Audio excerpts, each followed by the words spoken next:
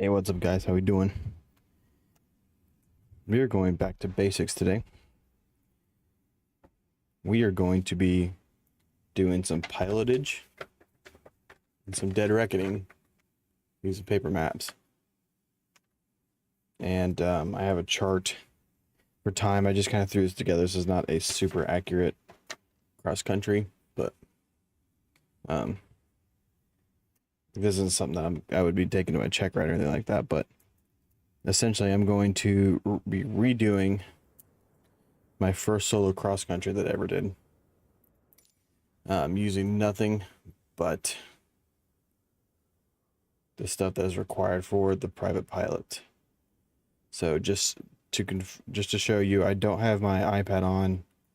VPilot isn't even on. We're on an offline mode right now. And for GPS and stuff like that, we'll just leave this turned off. I'm not going to use this at all. Using nothing but math. Okay, so once we take off, basically we're going to have 2 minutes and 27 seconds. I will be using my phone as a timer, so don't get mad at me for that. The stopwatch. So all I'm going to use my phone for is a stopwatch. I don't have my Apple Watch on me. But when we take off, we head in 150 for 2 minutes 27 seconds. Another way you could do this, and it's going to be kind of hard to annotate this or show you, but you could circle the airfield and you could just overfly the airfield and start your timer once you go over the airfield. A lot of people do that. That's one way you could do it, but that's not how we're going to do it. So the first two legs we're going to be at 4,500 feet, which technically, so 700 feet, so KTZR. So I'm just using maps. Yeah, so Bolton Field is 904 feet. So we wouldn't be able to. There's a little, so anything above 3,000 feet AGL, you have to follow the VFR altitude altitude stuff. But if you're under 3,000 feet AGL, you don't have to worry about that. So part of me is thinking during my check ride, I'll just like schedule my flight to be under that, but I'll get to that point later. So tower is 128.1, and I'm not using real weather because the real weather here sucks and it wouldn't even be conducive for anything. So we're going to use the weather in the game. I'm not going to sit here and calculate all this stuff again. Besides, it would be a difference of maybe a couple minutes. So as long as we're not 25 minutes off, then then we're doing okay.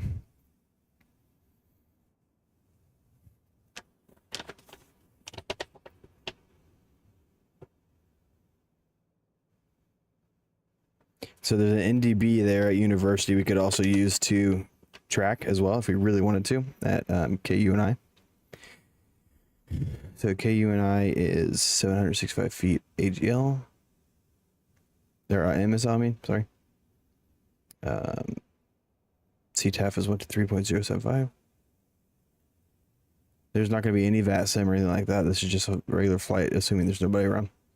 Okay, AWAS is 128.325. This KUNI, and then Zanesville is the other leg. Is 900 feet field elevation.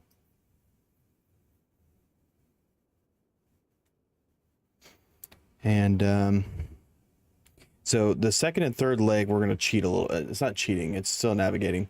But when I use the VOR, I'm just going to use the VOR. There's a VOR on the airfield. So I'm just going to follow that VOR to the airfield. And then when I start timing, I start getting close to like 15 minute. When I'm at the 15-minute mark, I know what heading I'm going to be on. I'm going to stay at heading, switch to a different VOR. And then that'll let me know when I'm at the top of the descent, and then I can start descending. So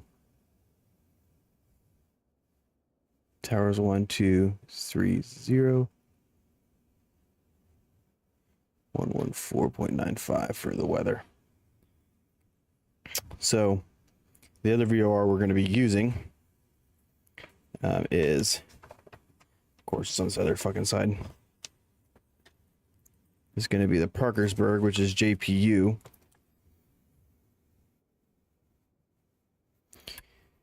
And then we'll do the Morse identifiers and stuff when we're in the air. But we're going to go and get the plane started for now. Get the yellow bud VOR set up. And then we'll start doing our little thing there. So for the first one, we're actually be doing points. We're going to get to a certain town. I'm going to look over, see when the VOR crosses, and that's when I know where I'm at. Just maintain my heading.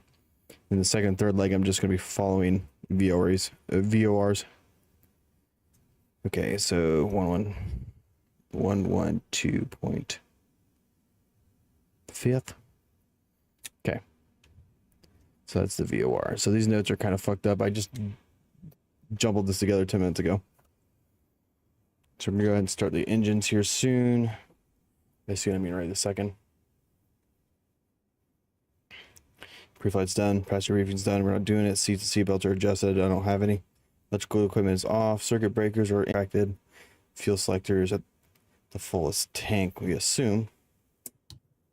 Okay, they left us with no gas.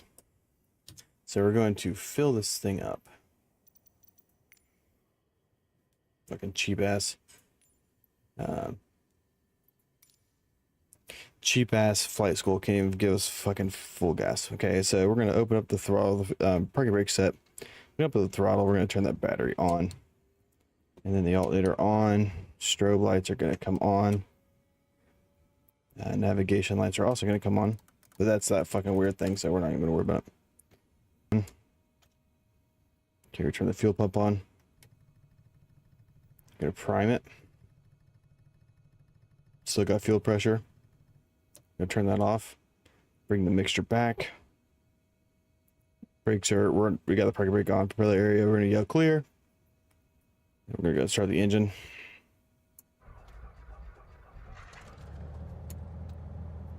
Cool beans. Bring that thing down to, or up to 1,000. Okay, and then that's at 1,000. We're gonna lean this thing out. Okay, there it is. I don't know how to not have this on here. I still need my radios. So let me just.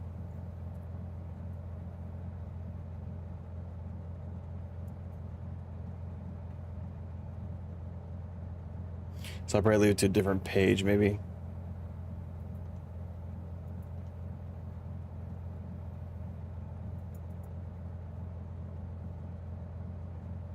So this is COM 2. The COM 1 will be up here.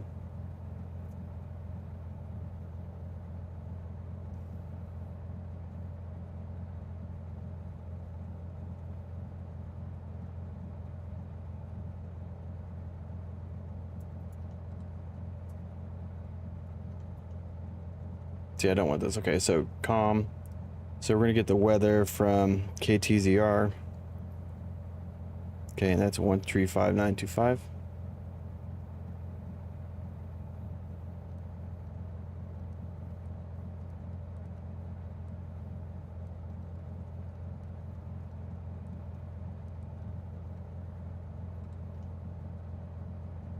See, I don't want this.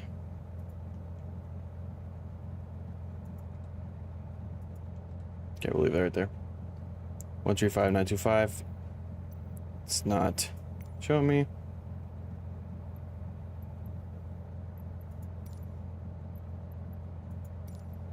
Oh, there it is. Wind calm visibility 9.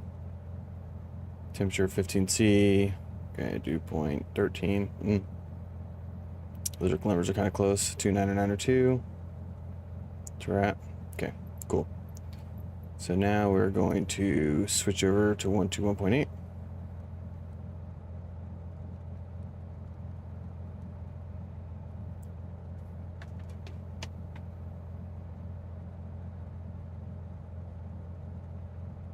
So 121.8 is Bolton ground.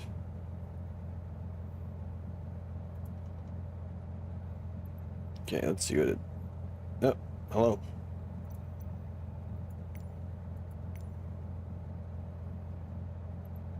So we're going to be departing south. So we're going to runway 22.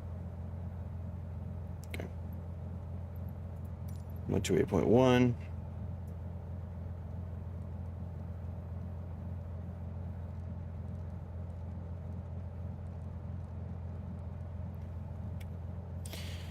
Okay, so that's cool. Okay, so pre-taxi, we got the weather, we got the fuel, altimeter set. We don't have any transponder. We're gonna squawk VFR.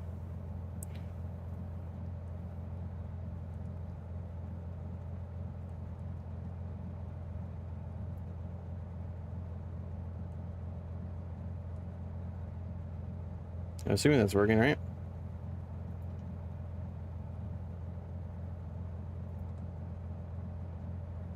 Okay. We're gonna go ahead and switch the tanks real quick.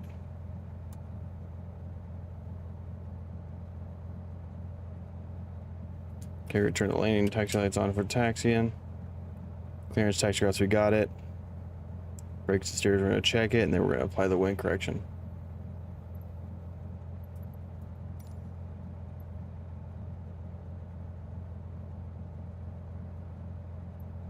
I forgot what he said the wind was. There's a windsock right over here.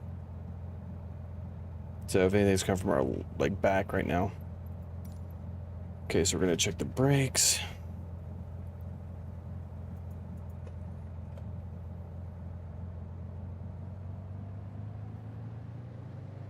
Okay, brakes are good.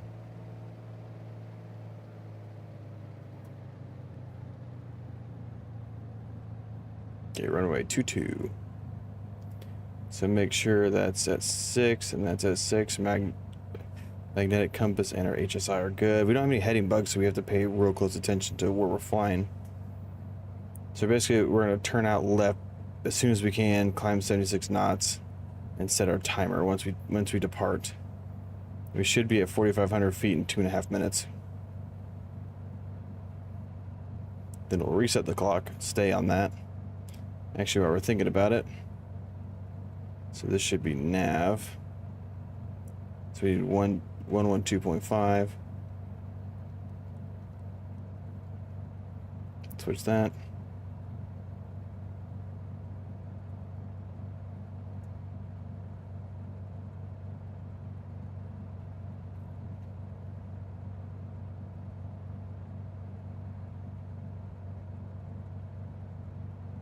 I think that's on.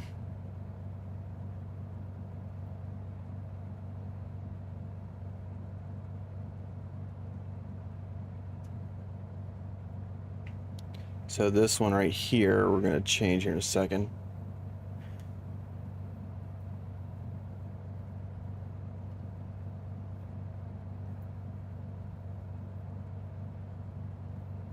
So we actually can go ahead and change it because it's going to be at 351.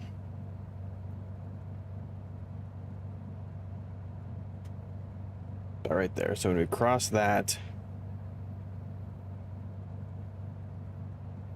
we'll be good. Just gonna make sure that it should be picking it up. I don't understand why we're not. There might be something I'm doing wrong. It's like you need to turn towards the wind a little bit.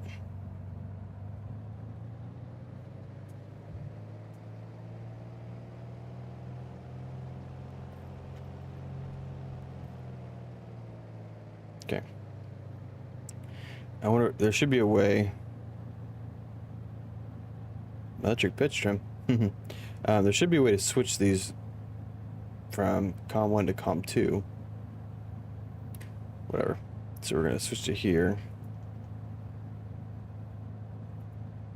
So it's 1125.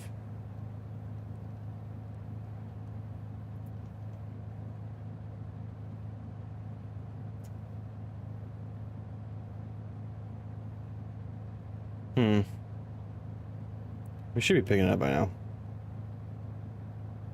It's gonna make it look real fucking, make me look real fucking stupid if.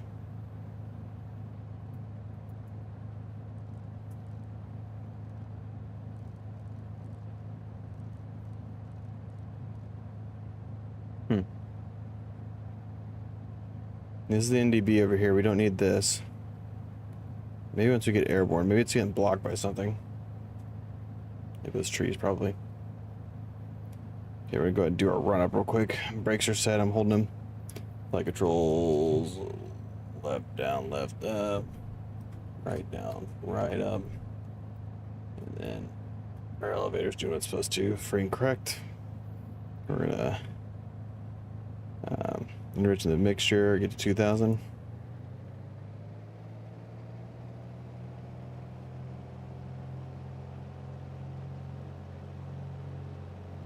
Okay, there it is. See this fucking carbureted engine. Okay. Right magneto check. 100. Left magneto check. 100. Carb heat.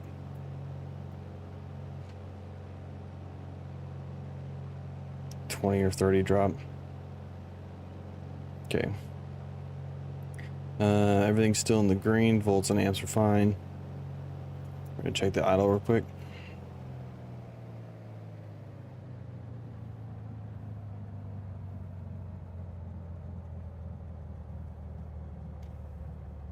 Okay, it's not dying. Bring that back up to 1,000.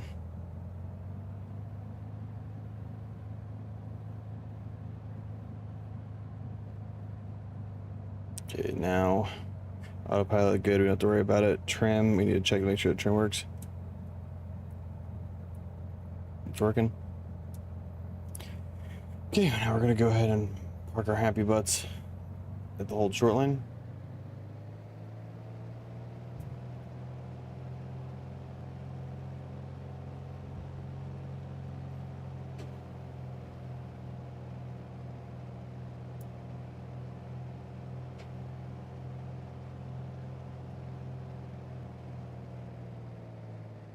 I'm just gonna change the time real quick.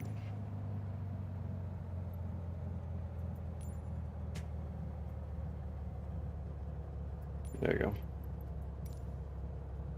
Okay. So now we're gonna tune Bolton.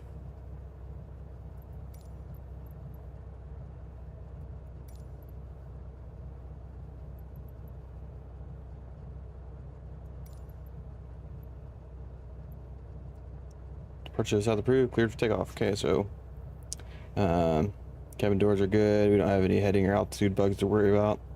GPS and radios are set. Fuel pump is gonna come on. Steer lights are on. Magnetos are both on. Mixture is rich. Seats and seatbelts secure. Oh, shut up. Okay, I just wanted to show that I at least know to look for that.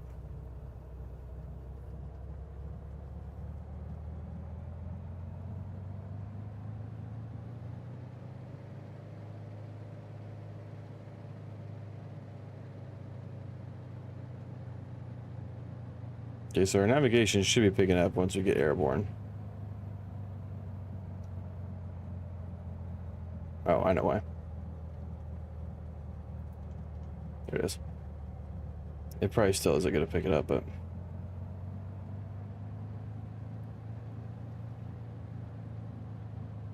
Okay, so we're heading for 150. Rickenbacker's just going to be to our left. Okay. Gears of power.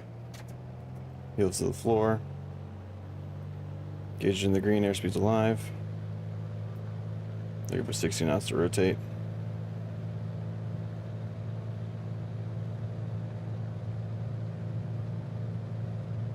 Okay, there's 60.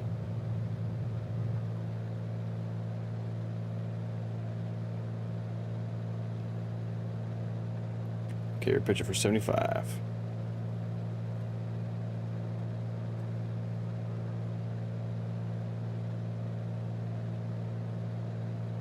Start timer.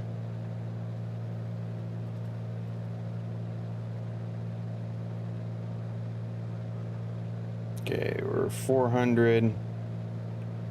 Okay, so we're gonna turn left to 150.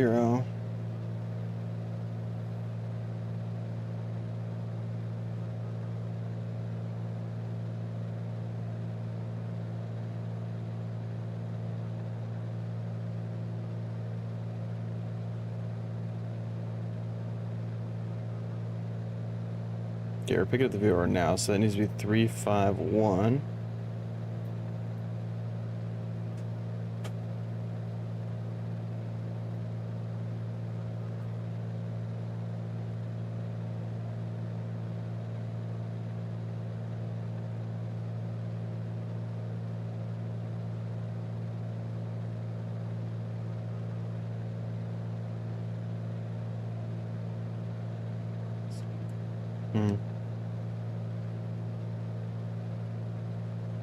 So basically, once this hits 2.5 minutes, we should be having that CDI right here being right in the center. So we know we're on course.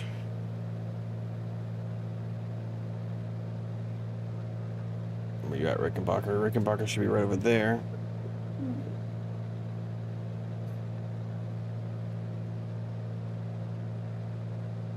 We'll see here in a second.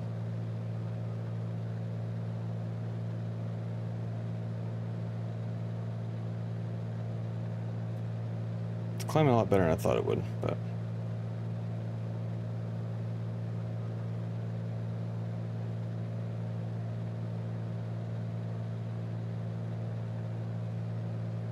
I'll be flying right over Rickenbacker. That's why we're not going to see it.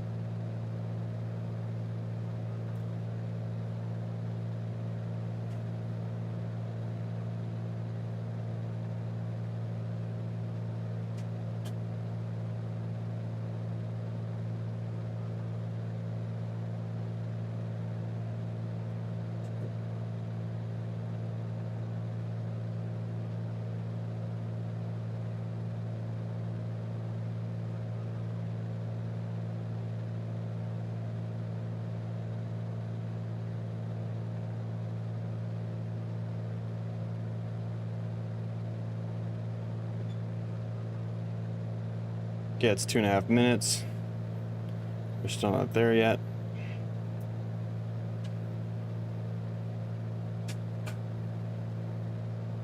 So my climb performance charts were based on real world weather. So it should be a little bit different, but we'll know where we're going. So we'll start the timer back up once we cross the VOR. Which once we cross the VOR, we should be able to look down and see Rickenbacker. So I mean, it's not really that we're going to be lost or anything. It's just our timetables are going to be a little bit different. Okay, it's getting ready to cross the needle now.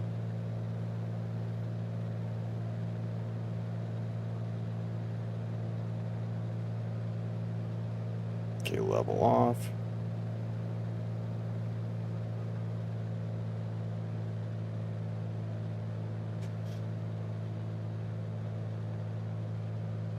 There's Rickenbacker right there.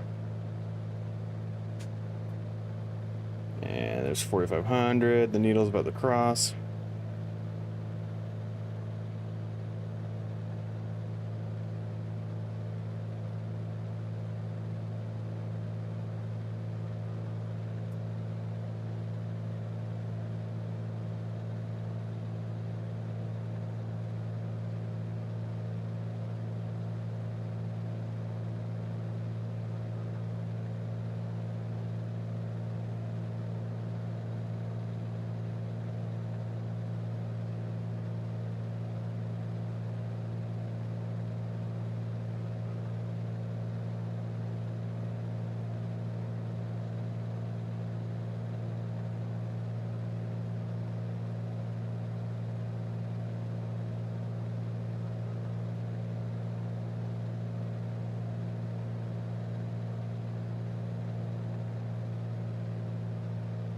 Okay, needle cross, we're gonna start the timer.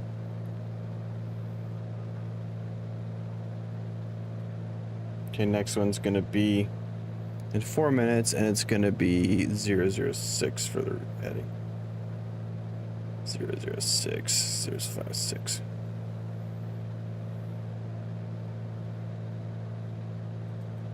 This one's gonna be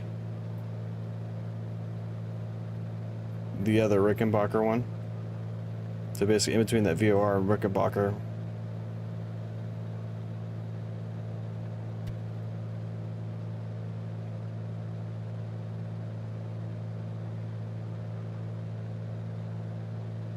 I also didn't account for the crosswind correction that we're going to need. Power center, we're going to go lean this thing out.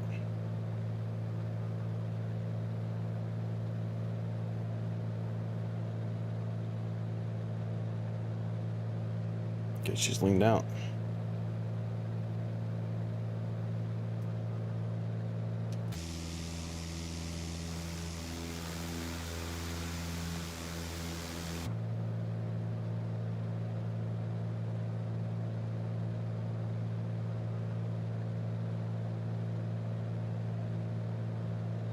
So it didn't apply a crosswind correction either.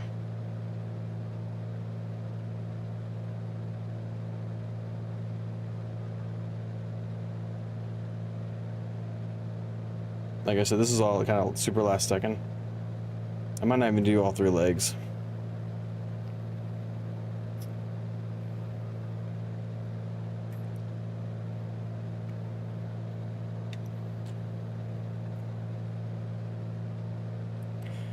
It's all just paper charts and timing right now.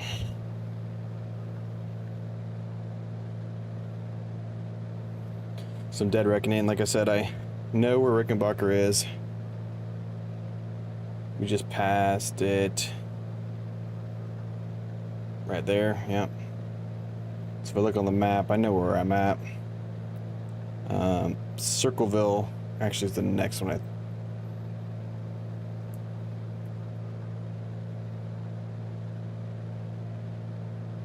No, that's not right.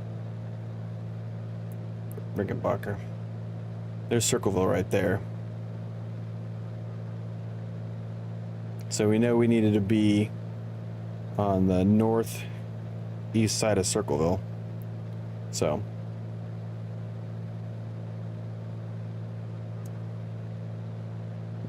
this is all this pilotage and dead reckoning and stuff is. So I'm using a little bit of dead reckoning, a little bit of pilotage to see where I'm at.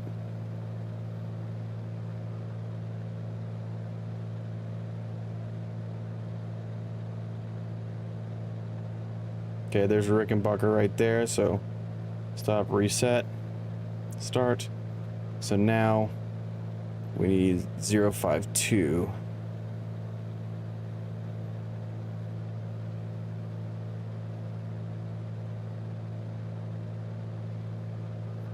That right there. That's when we're going to be over Circleville.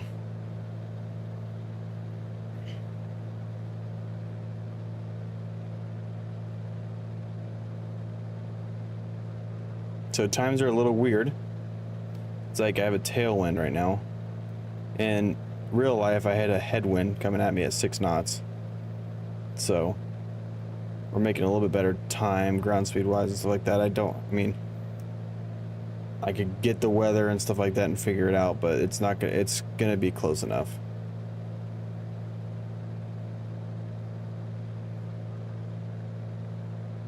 This is for the NDB. I'm pretty sure.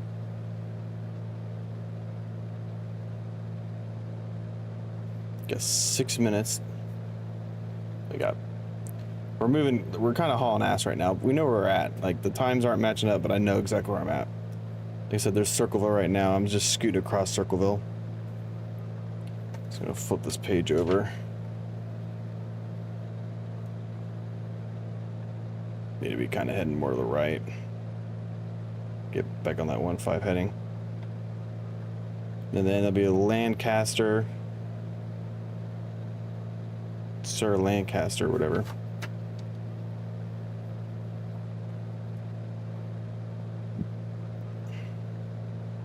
Or yeah, sorry, this is 6 minutes to Sir Lancaster. Sorry. We're back on track now. So Lancaster, that's probably it over there, is it? Lancaster's pretty small.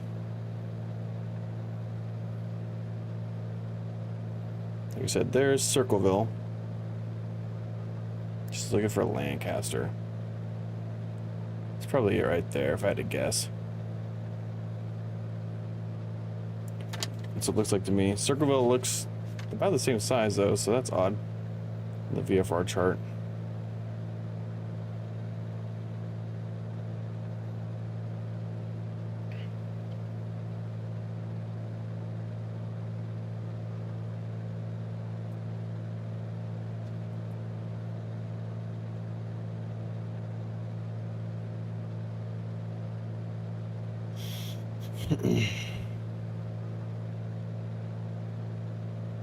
Is Circleville.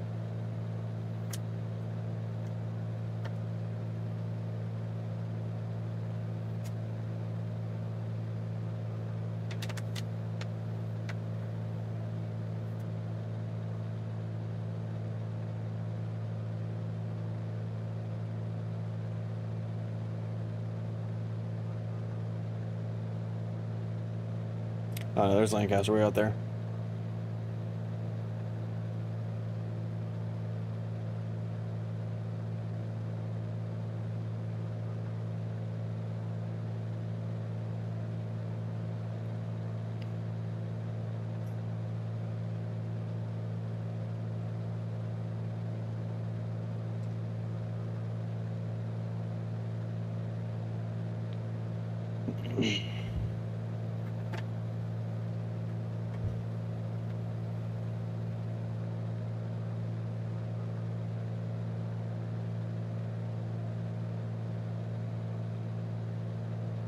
Yeah, because there's that road that goes through Lancaster. Getting ready to cross that road that goes through Lancaster now.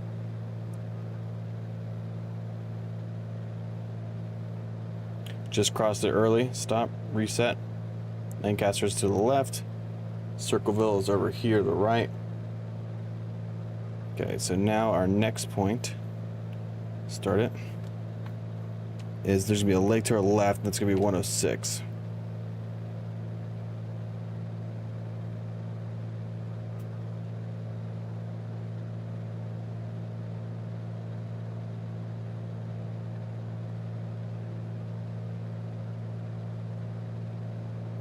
Six.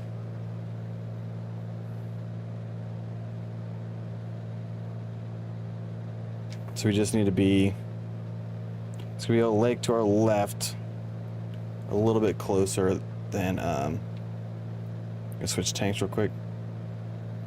Fuel pump on. Switch tanks, fuel pressure still good. Fuel pump, oh, I already had the fuel, I never turned the fuel pump off. What's up, Daniel?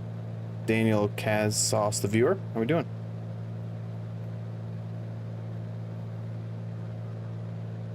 So we're looking right now, Daniel, in 8 minutes or so, the Logan Lake checkpoint. It's going to be to our left, pretty kind of far out. Might be kind of hard to see. But once this VOR crosses, we should be able to look left and see the lake.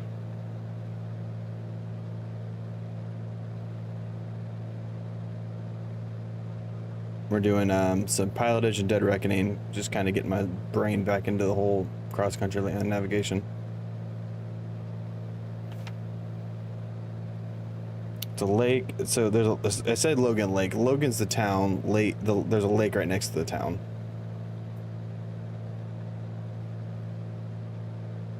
Like, I mean, we're going old school, dude. Like, we got fucking paper charts and everything.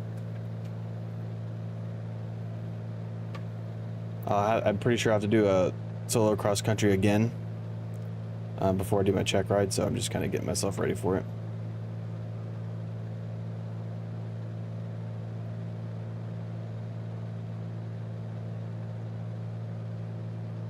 Then once we get past Logan Lake, it's the longest stint that we have, and then there'll be descent. We'll do our descent check when we cross the next VOR.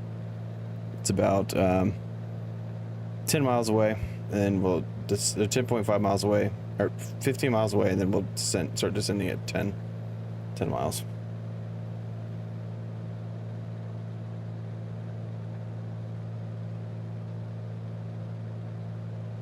We're just trying to maintain a 150 heading, I didn't take into account the wind because I use real life wind. This is like obviously in the middle of the day, so the in-game winds are not the same.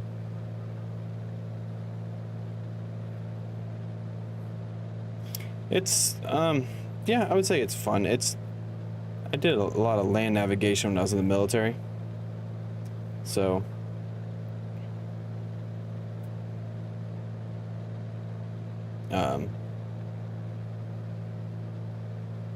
it's basically that you're just timing your, like in the military you use steps and stuff like that, but it's gotta try our best to maintain the 150 heading. This thing has no autopilot or anything, so you really have to pay attention to it.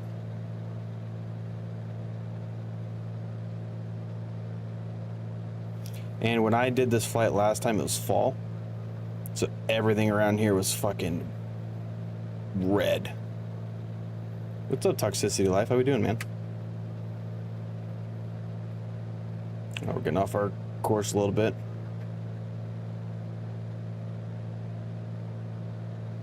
The next fix should be pretty easy because it's literally just maintaining the center of that needle. So it shouldn't be too bad at all. I'm good, man. Just practicing my pilotage and dead reckoning stuff for my check ride stuff coming up. I am heading to KUNI. It's Ohio University from Bolton Airfield, KTZR. There's the lake right there. I see it. Okay. And look at that. Hello? Brandman, you rated me again. Or no, it didn't. What happened? It didn't show anything. What just happened? Who did something? Somebody did something and it didn't show anything. I don't know what happened.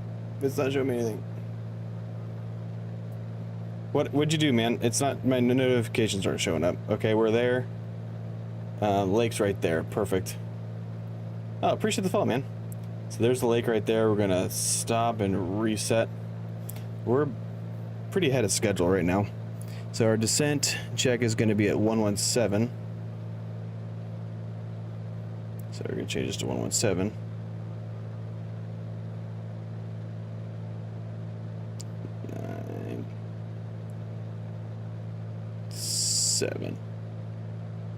We'll say it's about right there. So once we cross that next time, off course again, we're gonna do our descent checklist, and then it'll be 3 minutes after that we'll start our descent. It's kind of all over the place, man. This is probably a pretty good time for me to start, or pretty normal time, I mean. I got a little baby, so he sometimes doesn't like to cooperate with that stuff. Okay, so we should be able to see the airport here soon. We're going to pass over Vinton County. There's going to be another airport we're going to pass over. It's going to be close to our descent time. So once we look to our right, we should be able to see Vinton County Airport, and that'll be like our descent checklist time frame. I'm just kind of like looking out, getting ahead of the plane a little bit and seeing where we're at. I am from Indiana. I live in Ohio currently.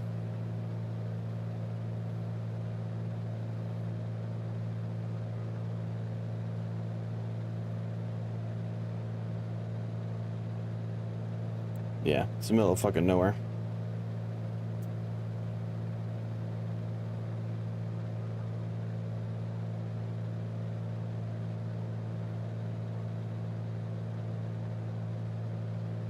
Okay, so we're already getting kind of close, so we need to start looking for Vinton County Airport.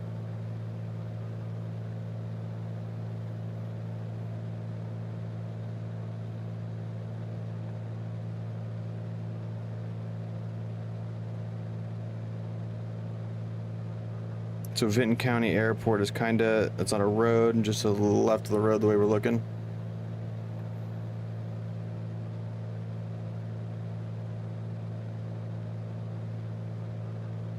I think that's it down there.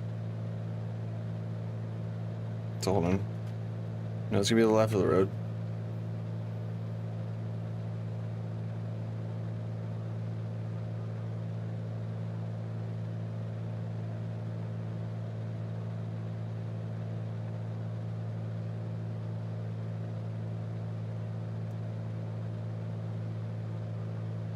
Looks like an airfield over there. So we just crossed. Make sure that's at 117. And it is.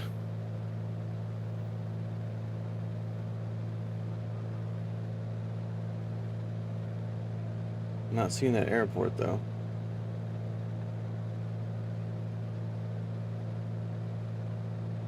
Is that it? Might as well not even use the timer because times are all fucked up. So now top distance is gonna be 120. It's coming up soon. Start looking for this airport in front of us.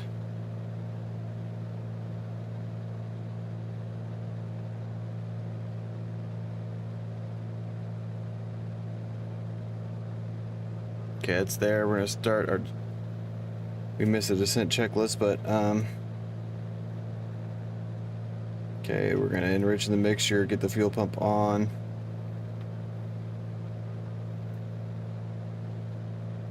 Cars start coming down. So it's kind of in a hill. This is yeah, so it's on the main road. Right off the main road, there's Albany just to the left of it, the way we're looking. So I think it's over here.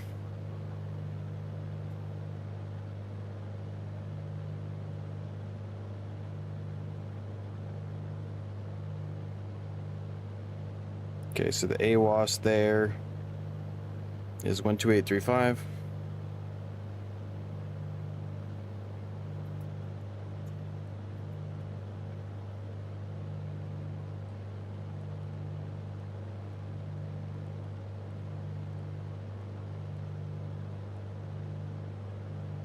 Switch that. Okay.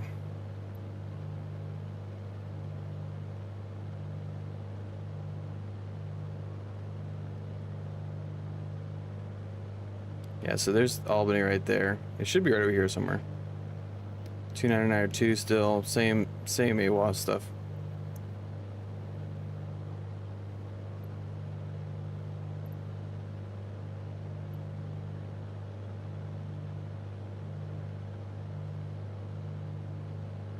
Just looking for this airfield.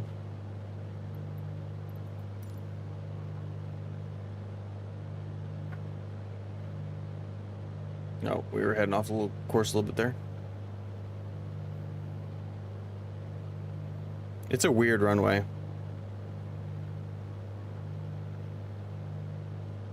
Yeah, so the airport's just to the right as we're coming into it of Albany.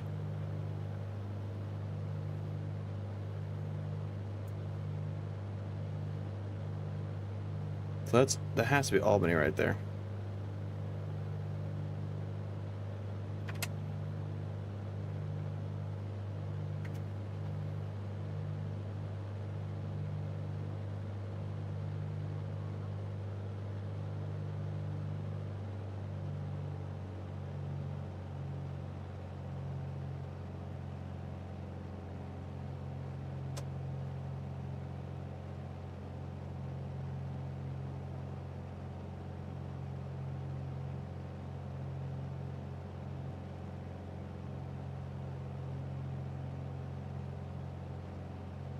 It's kind of a hard airport to spot. I don't know if you see that or not.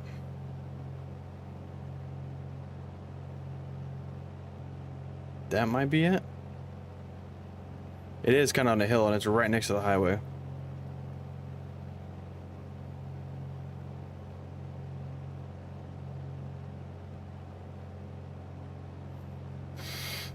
Okay, so 1,800 feet is traffic pattern altitude here, so we just need to not get to that point.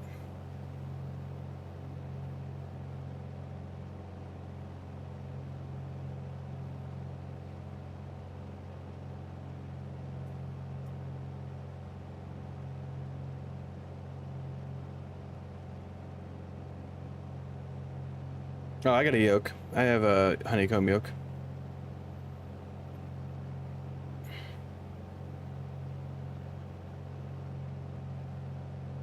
I have a joystick as well when I do my like military stuff. Military simulators.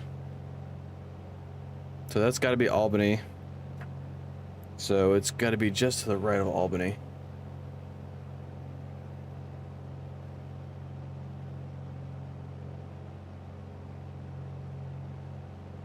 Some baseball fields. Roads are converging on the actual airport itself.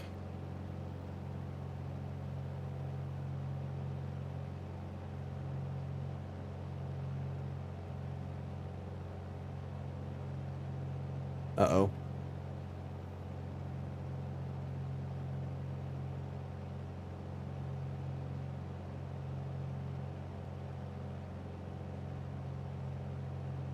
Okay, that's Albany.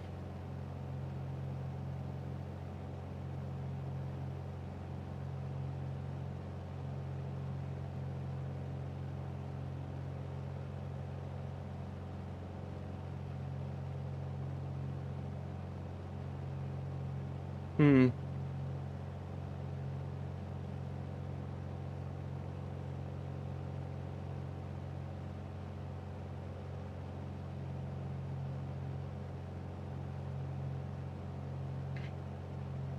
It depends on what you're flying, man, if I'm being honest. Okay, so I wouldn't say that we're lost, because I know a trick that we can use. I just should have been able to see it by now.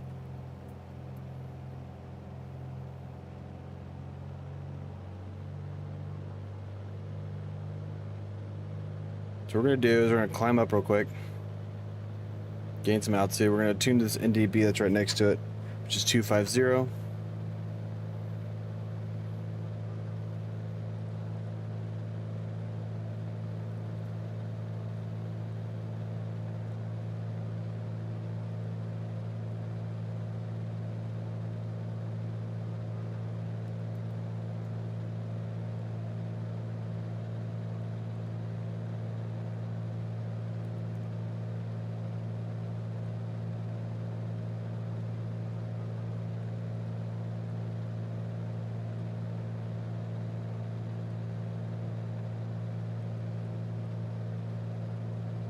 I'm so confused what that thing's doing.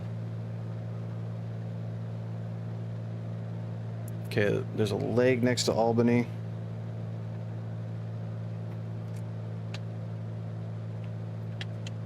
There's also, we could follow the road probably through Albany. This is either Albany or we are too far and we're at Chauncey, or we're in Athens. We're maybe in Athens. Actually.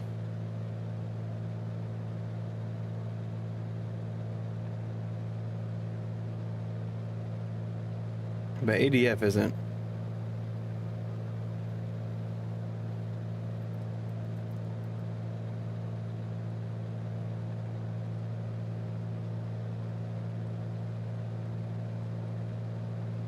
So it says the NDB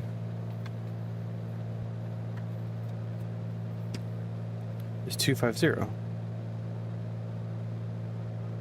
The UGS.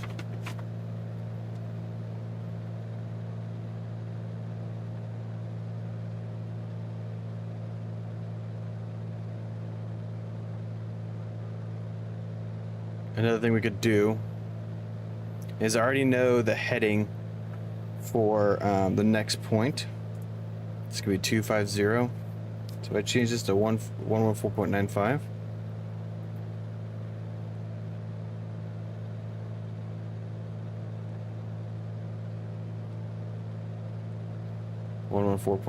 Switch that and change it to 25, which the reciprocal heading of 25 is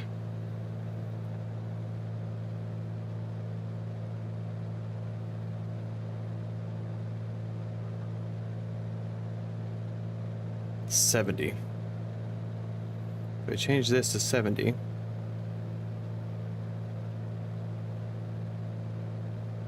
okay, we're We're gonna change it to 70. I should be pretty close.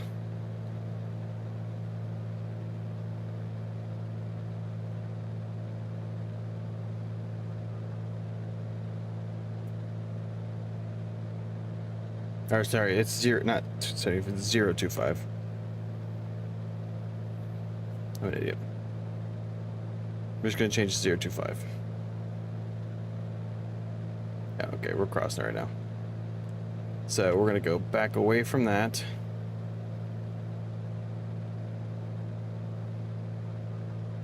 Intercept this radial again.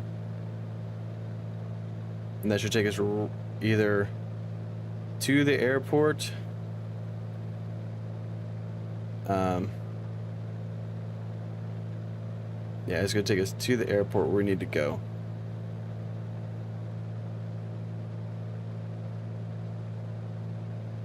There it is right there. I see it. Ah, see, I used tricks to find where I was at. Look at me. Look at me. Another thing I could have done was use the VOR to figure out exactly where the airport is. Use like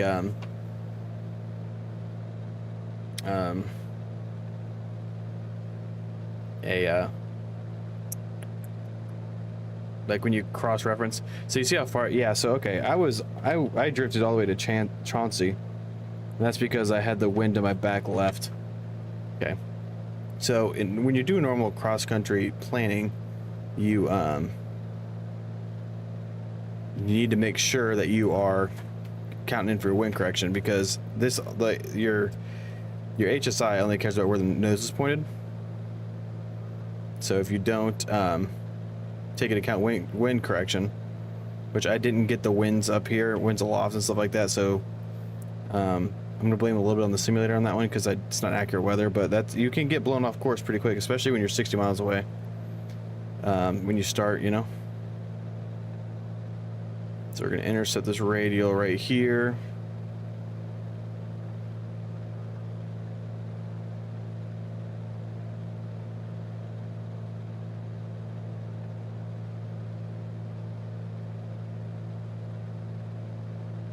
So yeah, reciprocal headings. So 25 would be, what is that?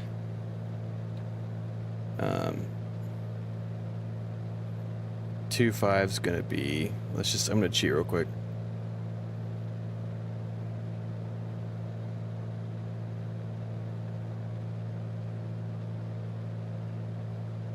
.25 is gonna be, what is that?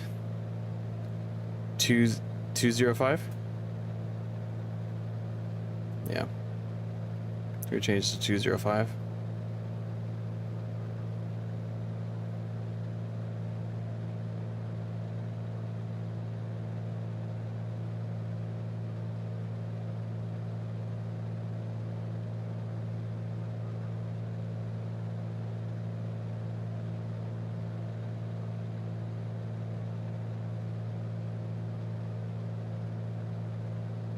And it should take us straight to that airport.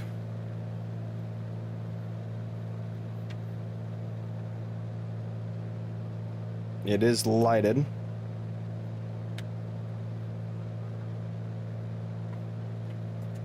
It is lidded.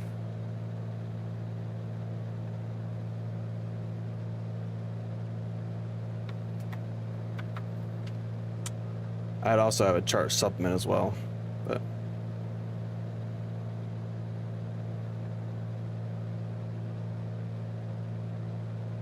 just trying to intercept this radial.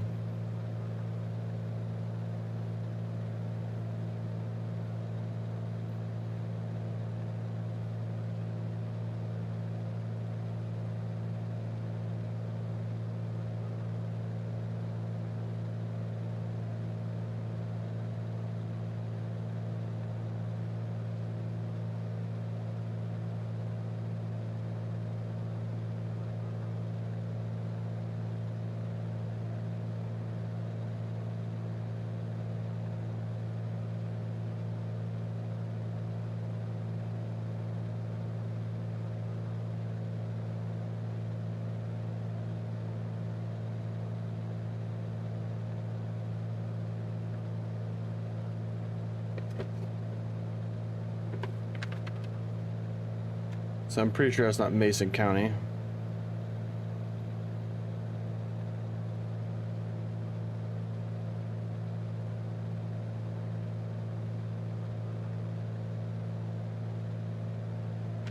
So I'm going to cheat with my iPad and pull up the chart supplement for K-Uni, which I would have already had.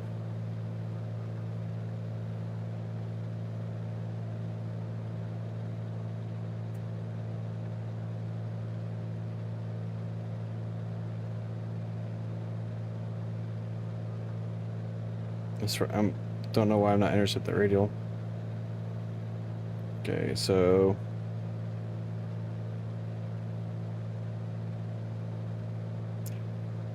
okay, that's got to be it.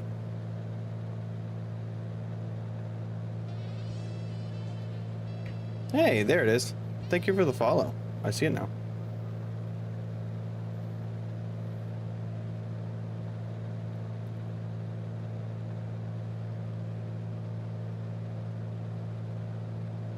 I want to get this NDB to work. That's gotta be the airport over there, because I think that's Athens. So I got the chart supplement pulled up.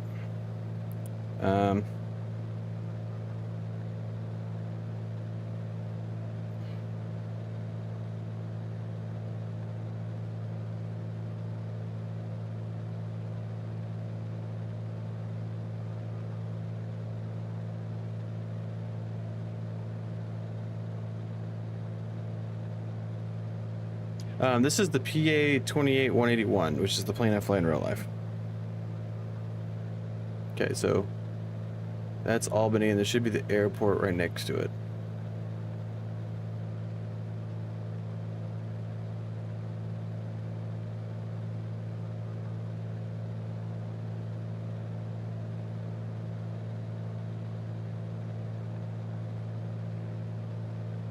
Yeah, but I'm kind of letting myself down right now, to be completely honest.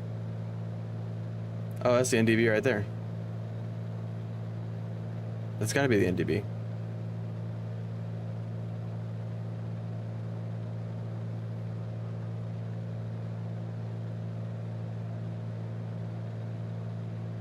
No, it didn't. No, that's no.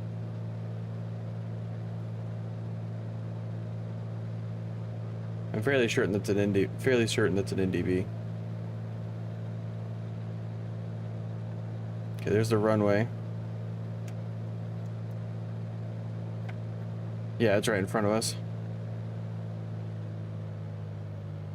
Fairly certain that's it. I'm just looking at the chart supplement right now.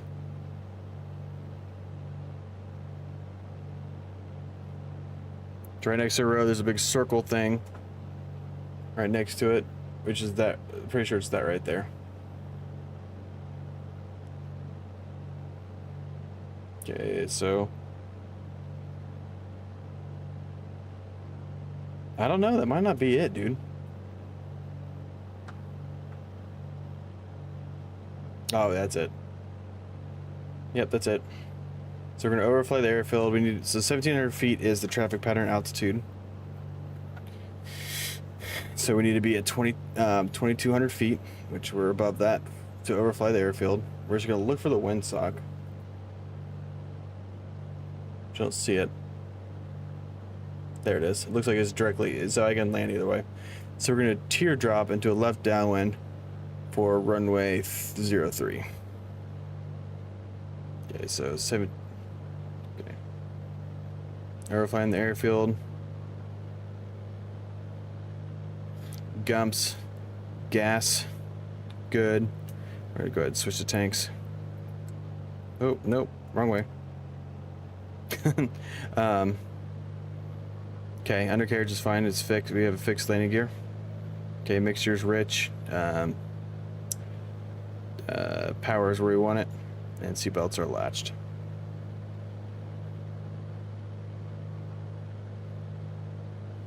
Took me a second to find the airport, but that's fine. We'd be doing radio calls too if this is real life, but. So now we're going to teardrop into a left downwind. There's the runway.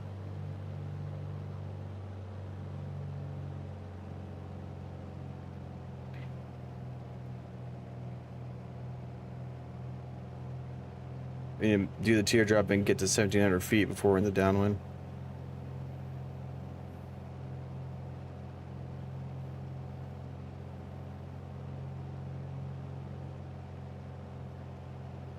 So we're actually going to do a full stop landing.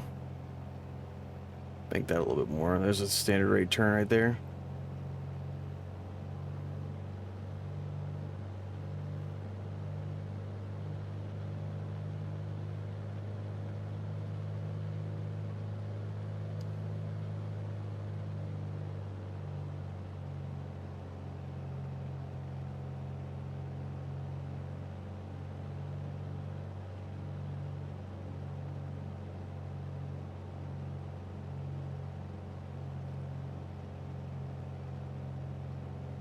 Here on the downwind, we're kind of close actually, so we're gonna extend out to the left a little bit. Okay. We're beating the numbers, but we're gonna extend out a little bit. I should have kept going on the teardrop, or they kept flying farther up, but that's all right.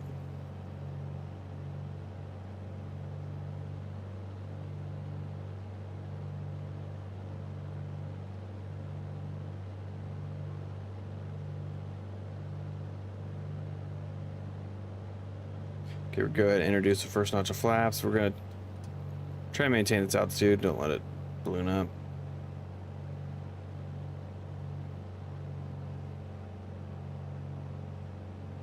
Okay, University traffic, November 223, Julia, turn left base, runway 03, University traffic. Another notch of flaps, don't let it balloon up. It's gonna be kind of a tight circuit here.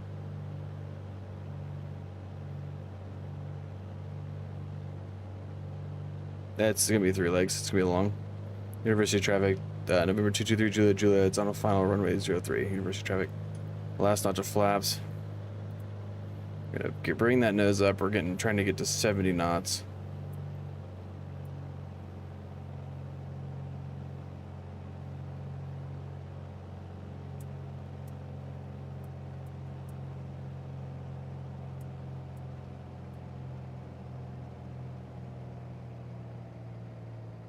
So this runway goes uphill.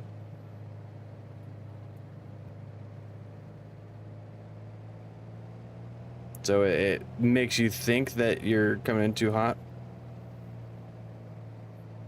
Okay, flaps are fully extended. We're at good airspeed.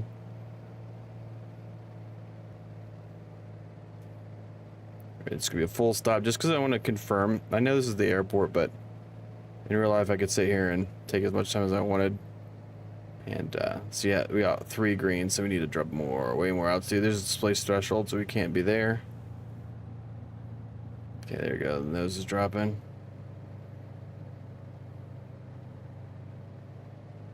Still way high.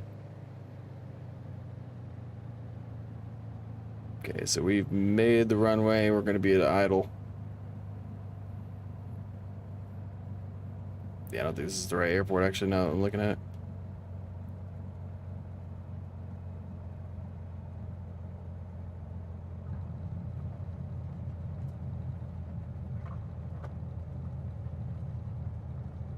I said runway 01.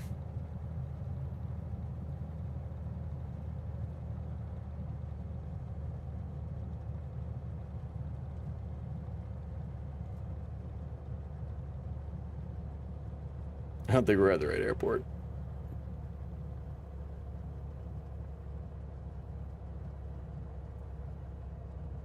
I don't think we are at the right airport.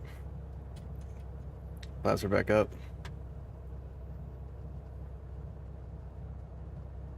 See, like, I was using those look like buildings. And so we're just gonna hold short here, just because it's a video game. Okay, we're gonna set the parking brake. Okay, flaps are up, so we're gonna just bring this up to 1,000 RPM. Bring the mixture just so I don't foul plugs. Okay. So looking at this airport does not look right. But like, That's odd. Should have been a road to our left. Thanks for, yeah, except I'm fucking lost. Okay, so we are in one of two different places. One, we are in Madison County. I don't think we're in Jackson County. I don't think we're in Ganopolis. We might be at James A. Rhodes because that runway looks like it's a 01.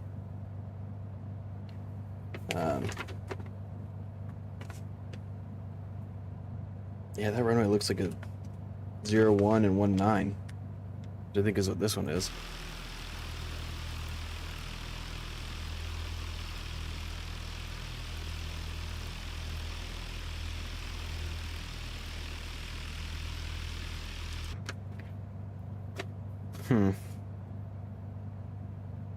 Wasn't expecting to get lost. I believe we're at James A. Rhodes. I think we went too far south, looking for Ohio. I need to figure out why this NDB isn't showing up on my shit.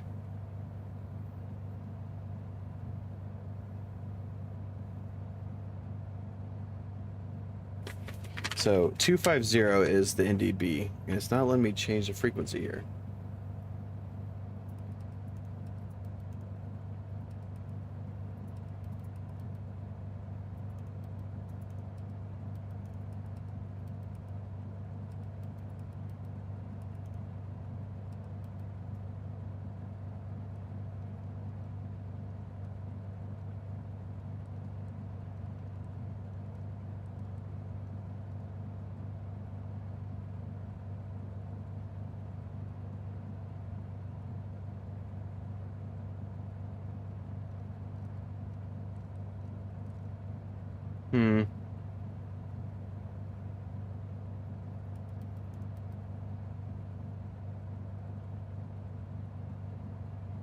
I should be able to tune 250. I don't know why.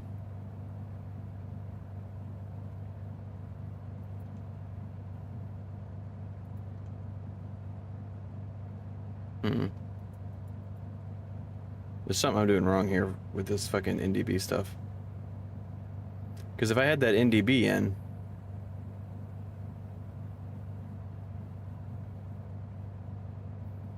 so I'm just going to show you, we're going to clear out of this. So we're at I-43.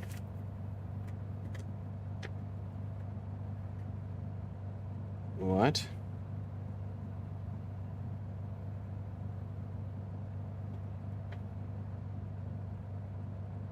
I-43, I'm just looking on the map. There's I-41. What the fuck is I-43?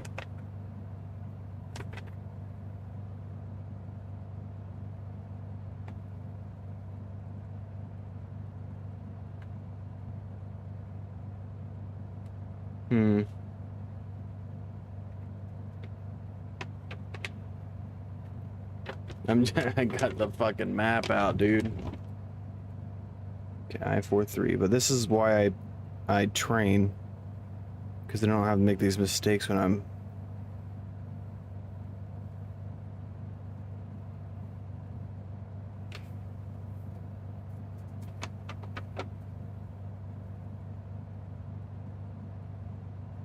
not seeing I-43 on the chart at all.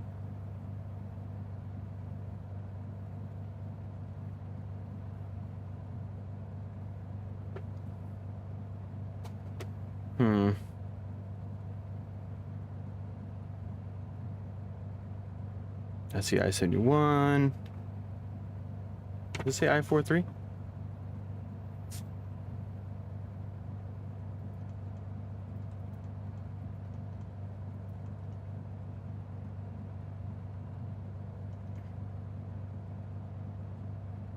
Okay, so Uni is right there.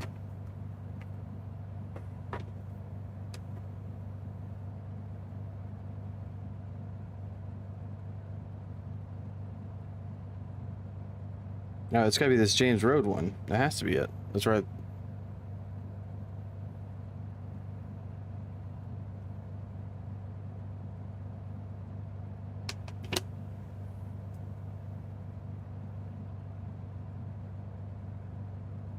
Yeah, it's got to be it.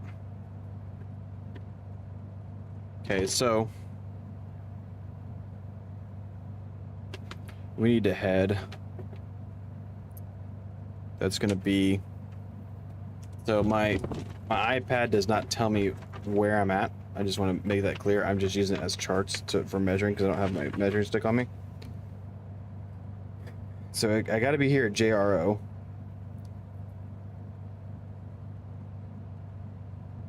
Yeah, it's got to be it. Yeah, it's got. Okay, so yeah, I'm at JRO. Okay, so in order for me to get to K Uni, I'd be heading.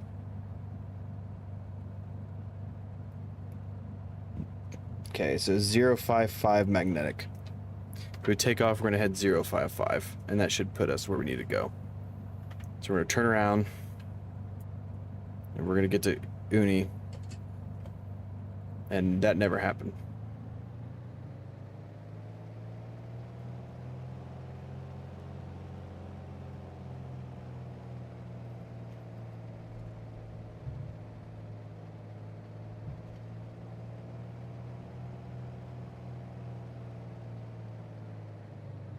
I know it says I-43. That's not at all what my thing says. So I said I need to go 55 is where I need to go. 55 should take us to K-Uni. The rest should be relatively easy. I just got lost. A lot of it has to do with wind, because I don't know if you guys remember me saying at the beginning, you need to have your wind stuff figured out. So what was probably happening is I was drifting pretty far to the south from the wind hitting me in the back left. I should have been, I would have been calling back taxi and stuff like that, but and so that's probably what happened, because in the so you need to add like a crosswind component to your heading on your HSI, because you have your true course, which is actually where you're heading, and then your like when you're across the ground, and then your true heading is what you're pointed at. So you'll have like a true heading and a true course, and they're mutually exclusive things. So let's go ahead and trim this thing back up again. Did that run off the runway, huh?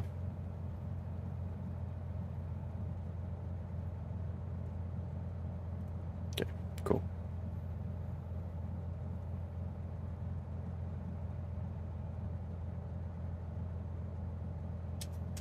So 055 is the heading we need to go.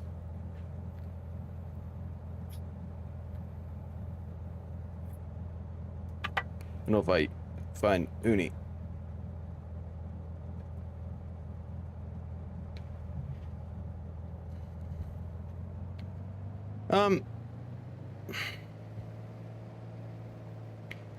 That's not, I wouldn't say it's entirely true. Okay. You use magnetic headings for when you're using VORs, but you use true heading and true course for when you're trying to navigate. Okay, so everything's in the green. Okay, heels to the floor. Gauges are green still. Airspeed's alive. Rotating at 60. So you need to clear those trees, huh? Should be a problem. They're pretty far out there. There's 60.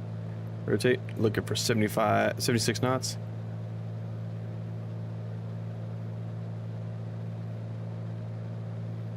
Okay, and we're gonna.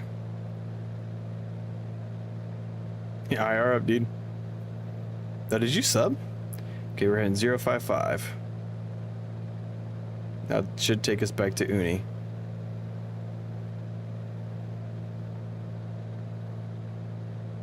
Zero 055.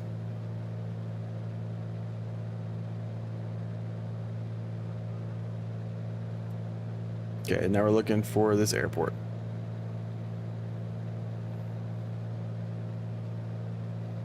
Your Garmin's using that long.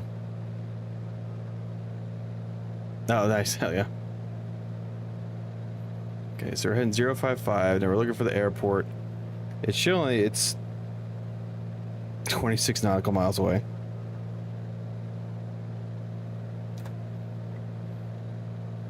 We were that far off. That's how much the wind fucked me up. It looked good though. Up in those couple points, we were right in between where we should have been. So I don't know where I got lost. Okay. So we're picking up the VOR. So as long as we fly this heading, that VOR should cross. Well, we need to change it to 25. Yeah, 25 degrees. Okay, we're good here, so we're going to go ahead and turn the fuel pump off. I should have enriched in the mixture. Got ahead of myself a little bit there. So we need 25. 025.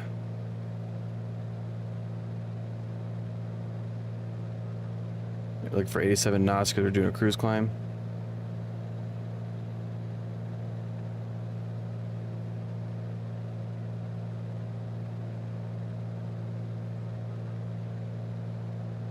There's 025.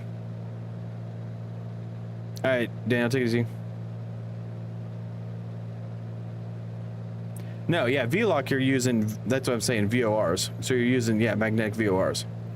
I was using my Garmin, I was using my iPad with my VFR charts to measure and do angles because I don't have my chart, like my protractor and stuff on me for my paper charts.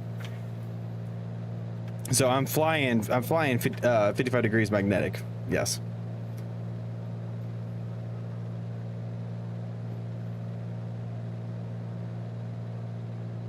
We get 3,500 feet because that is VFR cruise altitude. We're going east.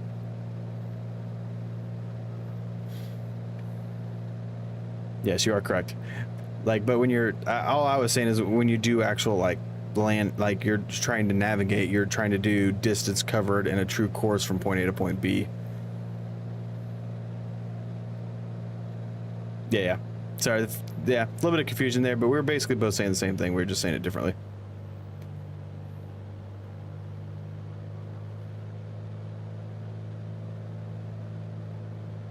Okay, level out here at 35. It's already rich. I forgot to throw the mixture back in, but I got a little flustered there. So, and then do my checks. That must be it right there.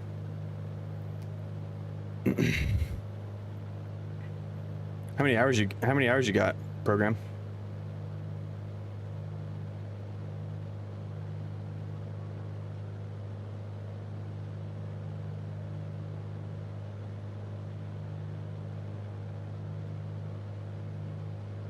Yeah, I see the airfield right there. Yeah, that's it this time.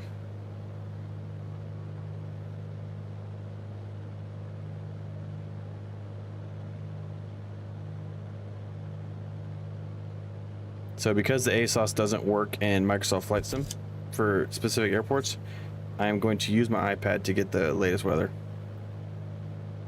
That's not cheating. Okay, wind's calm. Okay, so we can land anywhere we want. 29885 is the altimeter, but I can almost guarantee you it's not going to be that in the game. So nice. So I'm at 43 right now,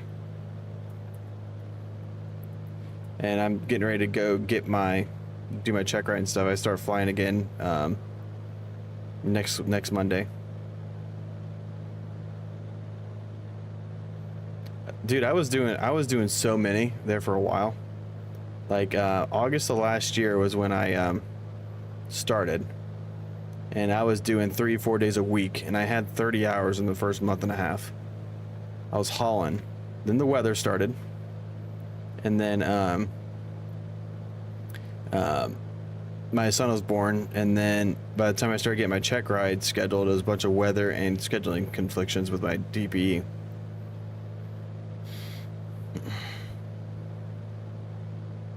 So I'm just resuming back up after, the kid was born, had to save some money and stuff like that. So I should be starting back up. Like I said, I'm at 43 hours now. What can you tell me about the check ride? It's because I kind of, you can grill me if you want to ask me questions. I will do my best to answer them as correctly as possible.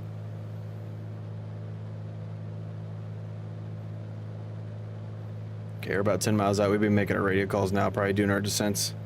So descent checklist right now, throttle as required, we're going to enrich in the mixture, turn that fuel pump back on. We got the weather, landing light is on, fuel pump's on, seatbelts are good, approach briefing is complete. So we're just going to overfly the airfield and we're going to, so in this case, we'll enter a left downwind for runway, what is it, 23? It's going to be 25. We're just gonna enter a left downwind for runway 25. We're gonna start descending here. I have flown this before, so I was surprised that I missed it that bad. But like I said, I didn't have the wind correction and stuff from like the correct wind corrections and stuff. Hey, I appreciate the follow, buddy.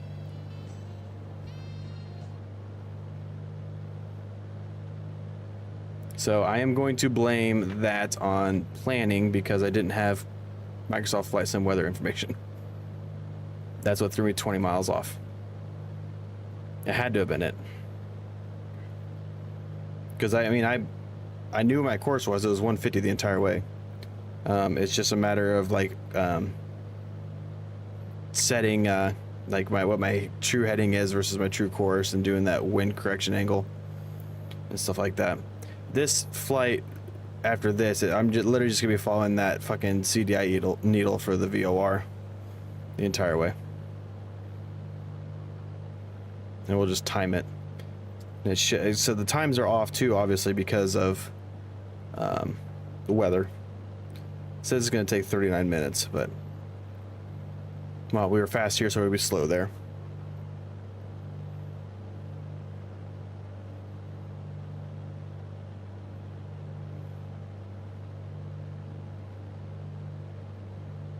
But I can't figure out why my fucking my automatic direction finder isn't working. Because the frequency I needed to find this fucking NDB, which is like right over there, would have helped me fucking tremendously, was 250, but it wouldn't let me change to it. Just stupid. I'm thinking about going to switch tanks again.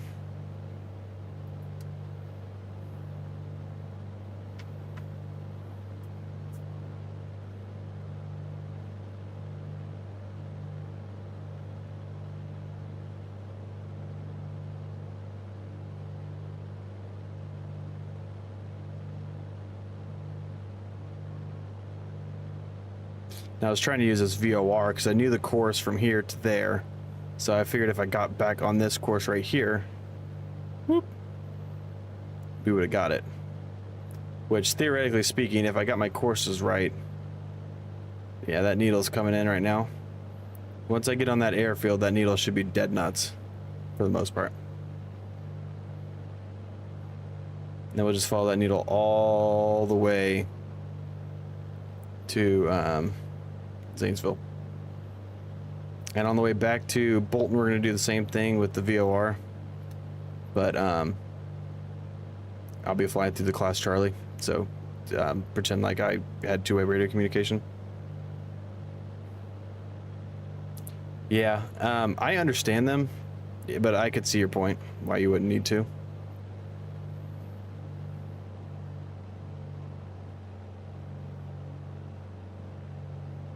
Yeah, we're gonna left downwind.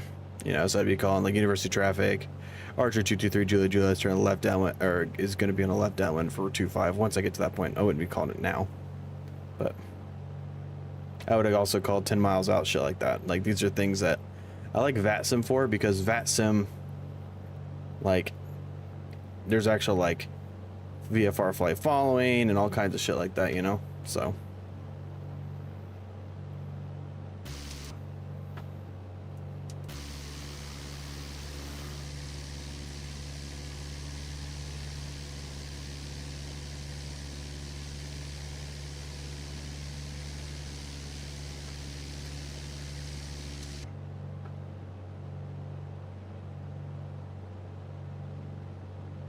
Is there really? I mean, there's actually, there's like 4 right around me right here. You can see that CDI needle's coming in right now. And that's the course all the way to Zanesville, because Zanesville's got its own VOR. I'm just gonna ignore the ATC stuff because we need to be at 1,700 feet traffic pattern altitude here. That looks more like the airfield I want.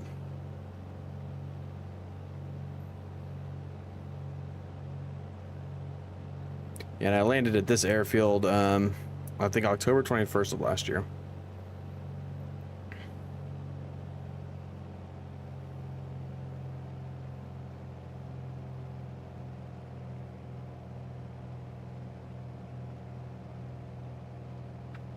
Just looking, yeah, it doesn't call any like left or right traffic or anything like that, anything fancy.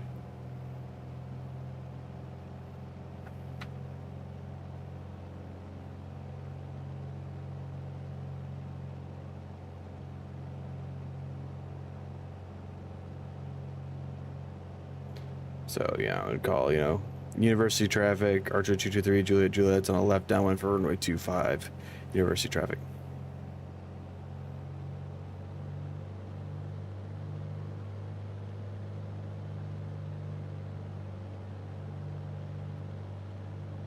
I should have been having my private. Are you going for commercial or anything like that, or are you just doing private stuff?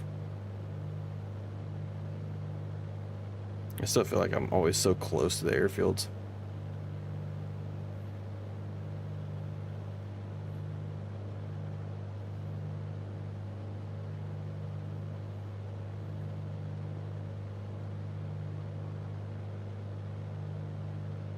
I think we'll do a short field landing. Short field landing should be 65 knots. And then we need to aim basically for the edge of the runway. So those white bars are what I'm aiming for right before the 25. Let's see it. I'm gonna try to do a short field landing. I've never done one with a sim. So I'm gonna extend out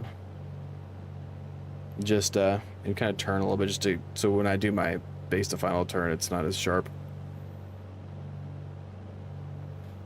We'll go ahead and drop the RPMs down and give it the first notch of flaps. So it should be 65 knots. Like I said, I am aiming for those white boxes before the 25. I'm not going to go around if I'm too long, like I'm or anything like that.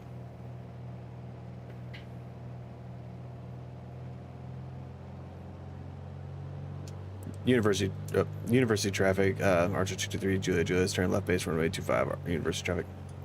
Next notch of flaps. This is K, U, and I.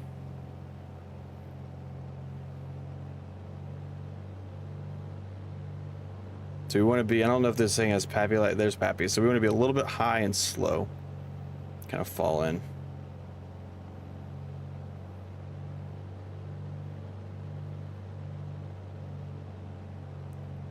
I call University traffic, Archer November 223, Juliet's turn final runway 25, University traffic. Okay, it's gonna balloon up. So we're looking for 65 knots.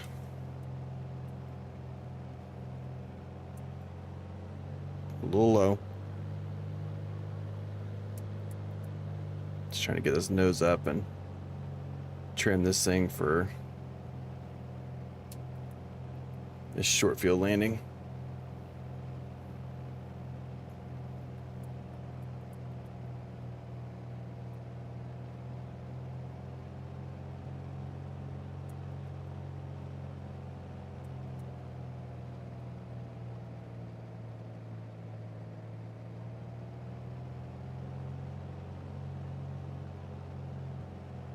Okay, so I'm basically aiming for the grass before the runway.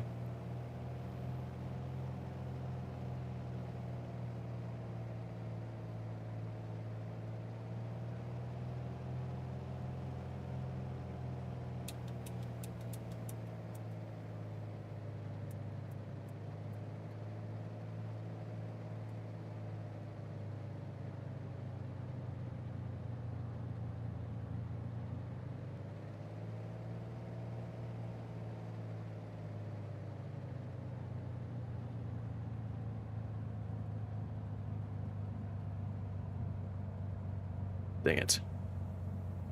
A little too fast.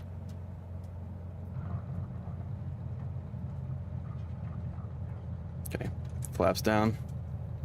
Getting on the go.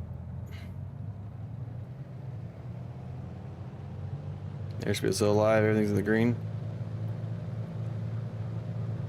Rotate 60. My trim's all fucked up. Let's try to turn the thing down. It wasn't what I wanted, but that's okay. Trim for 75.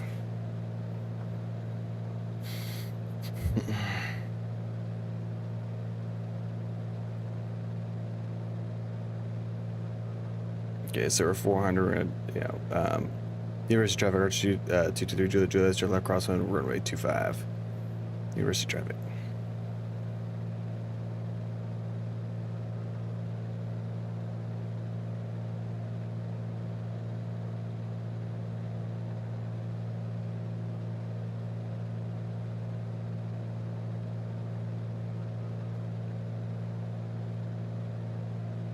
University traffic, Archer 223 Juliet, turn left downwind for runway 25, departing the pattern, final call, University traffic.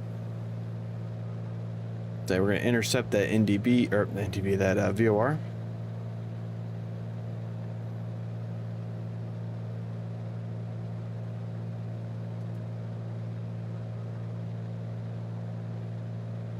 We're going to get to 3,500 feet. We're going to start the timer now. See how long it takes.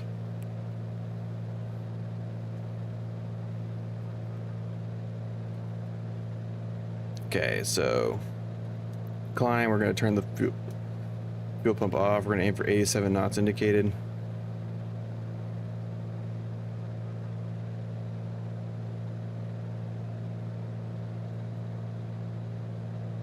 Okay, there's the needle.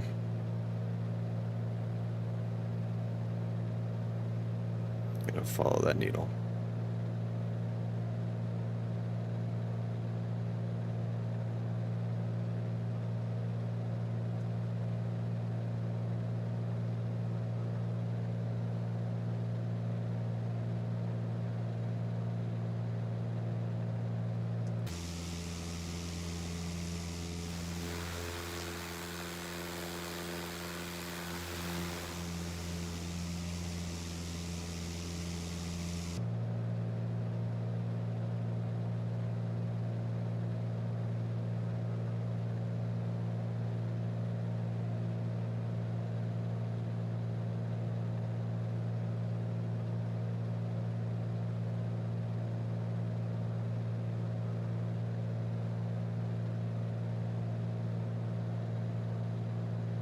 You're gonna start leveling out a little bit here.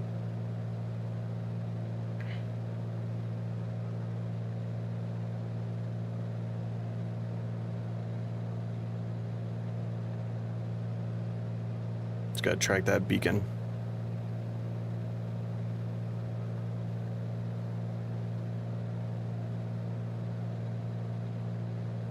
Gotta level this pig out.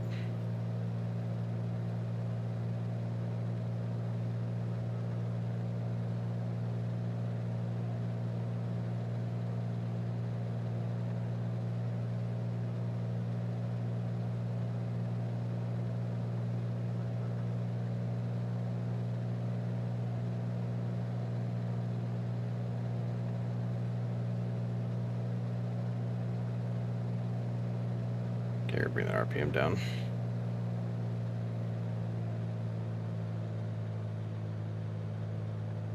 Seems fine.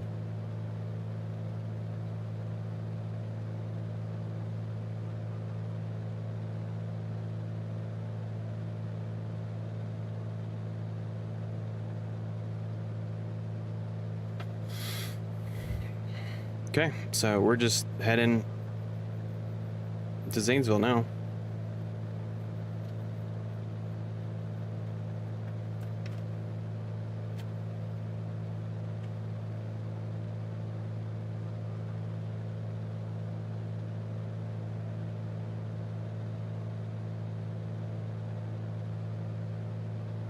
There should be some pretty cool rivers on the way here. It's either rivers or roads. I can't remember what it was. I'm going a little bit less, like I'm turning more north to try to intercept that NDB again. Or fuck, that VOR. That needle. So this needle right here, I'm just trying to keep centered.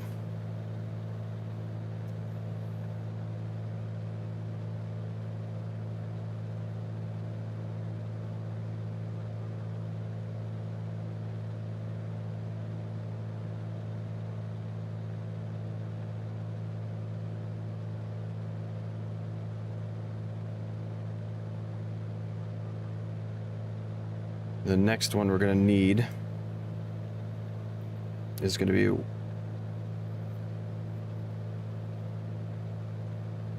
114.45.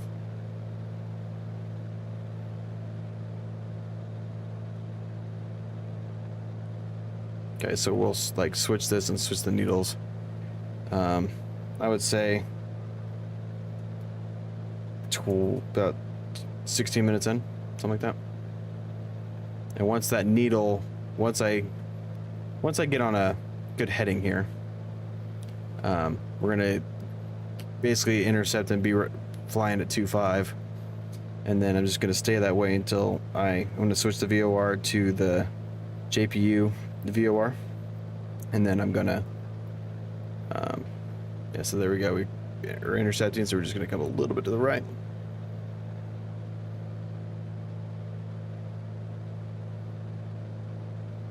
And once I cross that heading on the VOR for 310, because that VOR is like over here somewhere, I know I'm at 10 miles out and I can start descending. Then I can just switch back to this other VOR just to maintain that path. Cool thing about VORs is that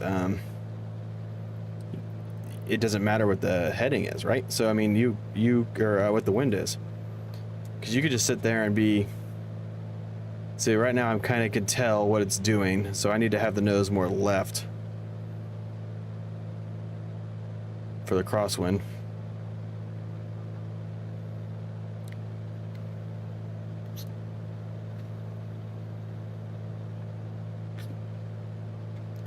So yeah, my reflection item is make sure you pay attention to the wind. Yeah, right in here, there's like this road and there's a river. Like I said, I made this flight in real life, so I should have known about the back of my hand, but I guess not. That's all right. This is why I'm doing this stuff. So if I make a mistake for my flight planning, I can see it in practice doing it with the Microsoft Flight Sim. Like, as much as this is a game, like, don't get me wrong, I know it is. As much as it's a game, I think if used correctly, it can be a very good learning tool.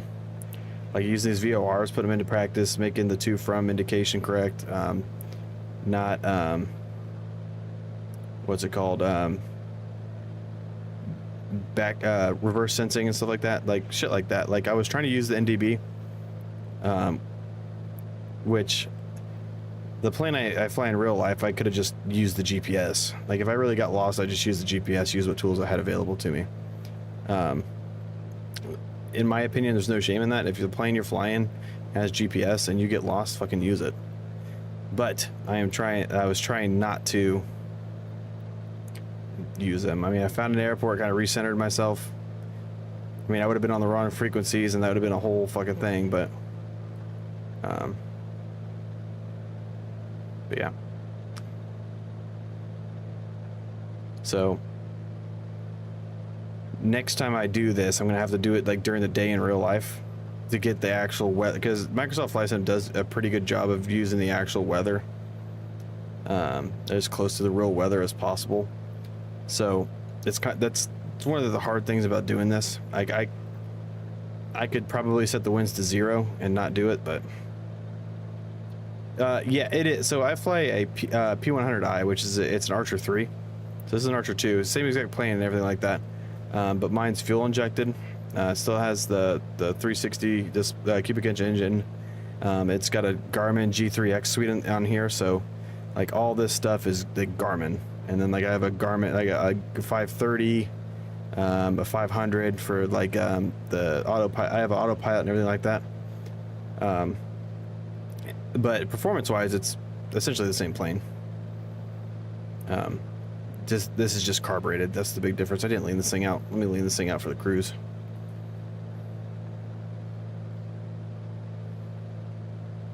So I kind of already know where the lean is on this thing already, where the EGT likes it.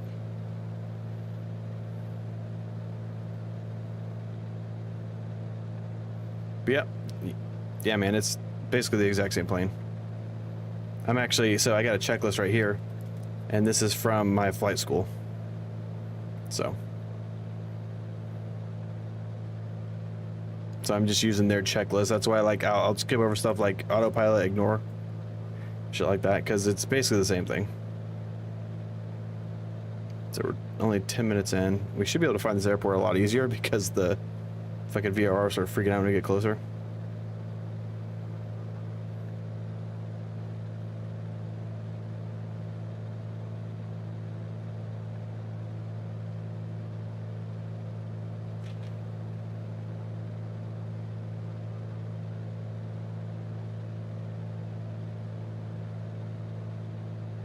And so like what I did on my cross country, which I think was a little bit of a detriment to me, but take it for what it is.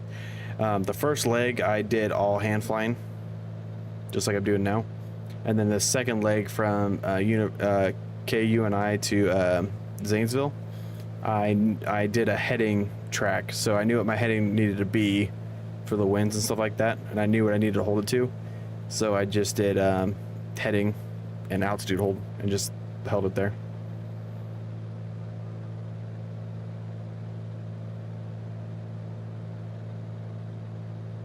But I mean, I didn't see any sense in sitting there just fucking hand flying it when I had on autopilot and I knew where I was going.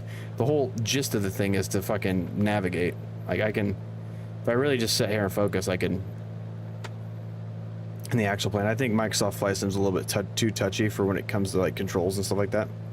Like I wouldn't have to be sitting here doing all these adjustments. I'll put this yoke on so you guys can see it. But I wouldn't have to sit here and be doing all these adjustments in the real plane. It's not, it can be depending on how turbulent it is, like right there.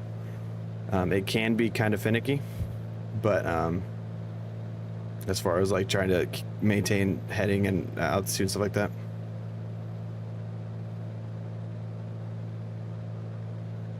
Yeah, so I mean, we basically had the exact same plane. You were just assessing a version of what I had, because the Garmin does like the whole lean assist and has the engine map and everything on it. But yeah, it's basically the exact same plane, all things considered. Mine just looks cooler. Okay, so we're halfway through this leg, give or take. So I know I need to be between 2.5 and 3.0 on this right here. So what I'm going to do is I'm going to go ahead and switch the CDIs, or switch this, okay? I'm going to change that to 310. This needs to be 310.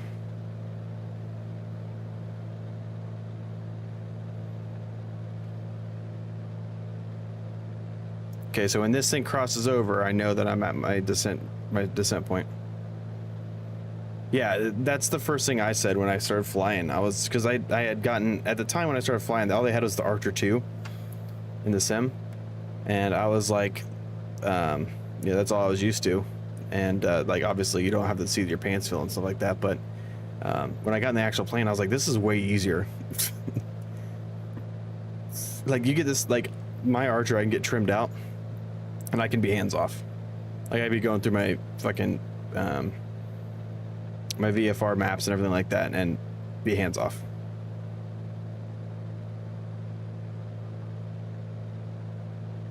Yeah, so when I was trying to do I did some IFR stuff for funsies a couple times, and I would use that plane. Currently my favorite plane in the game right now is the Comanche by a long shot, dude. Like I like this plane. This is actually my newest plane that I bought. But the Comanche is on a whole nother level, man. Actually, so this Sunday, super early, this Sunday coming up, I'll be flying a Comanche to get my high performance and complex endorsement. So it's basically the exact same plane I'm gonna be flying in real life. So I wanted to get in there just to familiarize myself with the controls and kind of the like where everything is and stuff like that. So.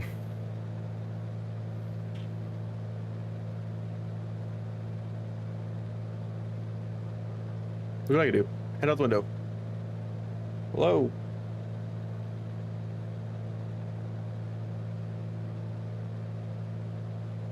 Thought I already saw the CDI needle move. So this airport's a little weird. It does like a cross, like it does a weird cross thing. There's actually 4 runways, and obviously depending on, like I said, so that's where we're heading right now. It's probably not focusing. I can't see it, but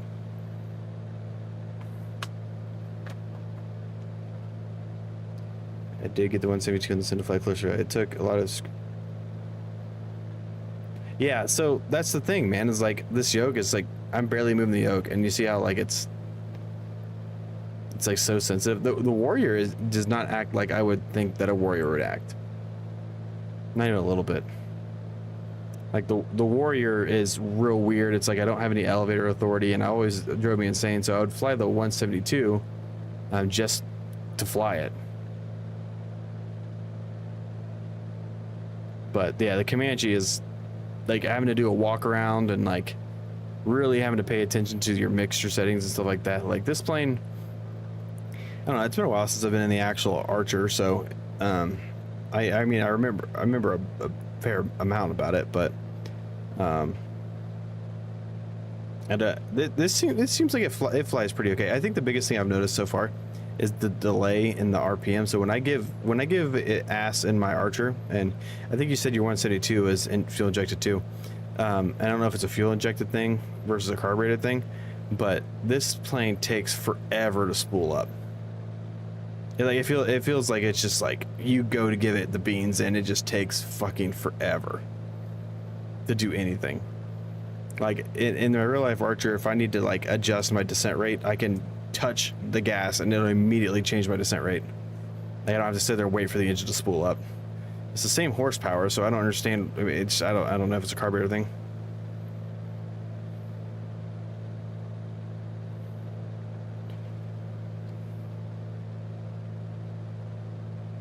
Right, like when you're doing your crosswind stuff when you're taxiing. Yeah, 100% agree. We're gonna go ahead and switch tanks. Fuel pump on. Switch tanks, fuel pressures still good, fuel pump off. That's the one thing about Pipers I don't like is I have to sit there and constantly change the tanks. I notice it's starting to pull to the right a little bit.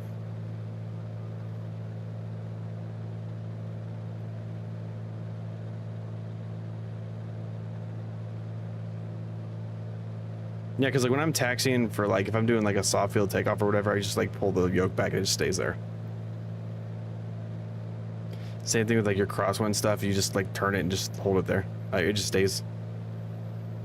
But I think the idea is it's simulating wind over the wings. I think that's the idea. So in about 4 minutes, we should be getting to our top of descent. But like I said, we should be... Actually, it's gonna be a little bit longer than that because I set it for 4,500 like an idiot. Actually, I think I'm still heading west. What the fuck am I doing? Yeah, I'm still heading west. I'm a fucking idiot. I need about 4,500 feet.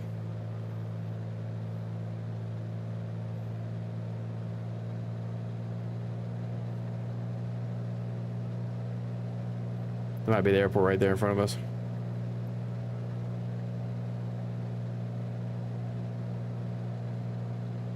Fucked up. West is best. Cha cha cha. You didn't see that. I was 100% following VFR standards, I promise. Technically, I was still technically legal because this area, like the airfield is like 800 feet. Like most of the places are 800 feet above sea level. So technically, if I was at 3,500 feet, that means I was 2,500 feet above the ground. So technically, I was still legal. Jot that down, Mr. Thornberry. So, yeah, I think that has to be. Yep, I see the airfield that's right in front of us. We found that one easy, didn't we?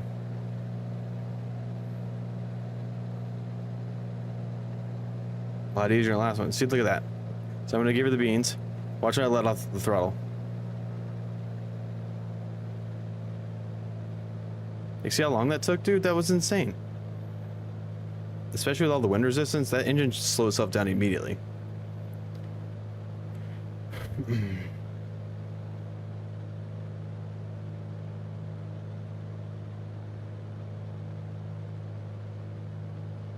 Okay, so we don't have real weather in the sim, so I'm gonna cheat and use my iPad.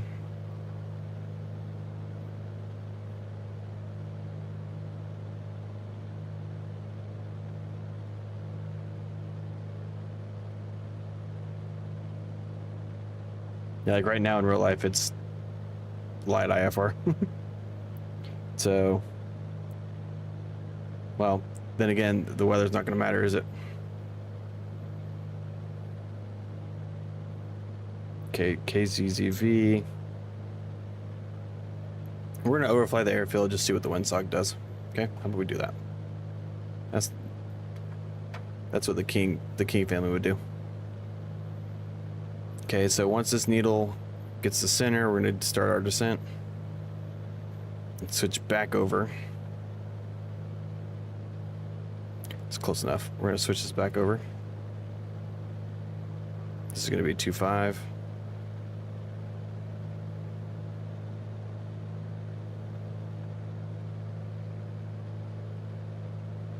That's another thing with the sim. It's hard to do all this stuff with a mouse wheel.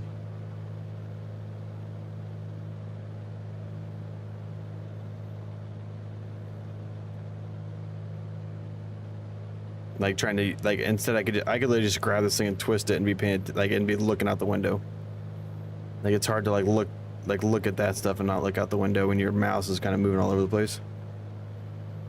Okay, so we're gonna start descending it. Okay, fuel pump on.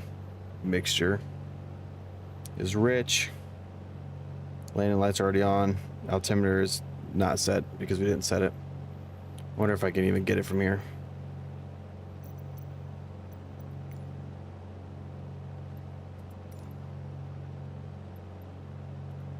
I don't know what runway.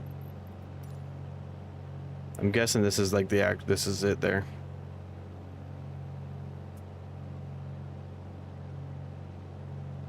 I guess it's all the same. That's fine, whatever.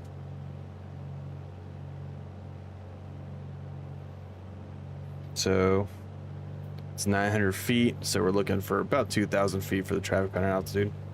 Okay, yeah, there's the airport right there. I've been calling 10 miles out, inbound to land. We're gonna overfly at 2,500 feet. Try to look down at the windsock, see what we see.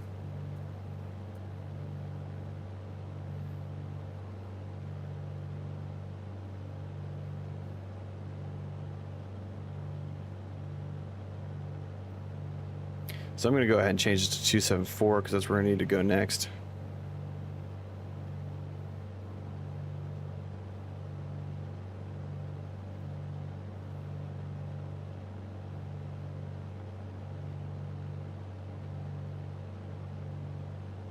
So that's going to be 274 right there. Nope, it's 276. There we go. Right. Yeah. Then I was just looking at that too, but yeah, it's not using. It's just clear skies, like the Microsoft default. Like I'm not online or anything.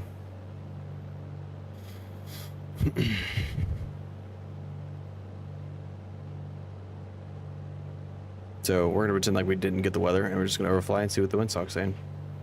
So the runway I landed on was the one that's going left to right now. I think that's 3.3 and 1.5, I think.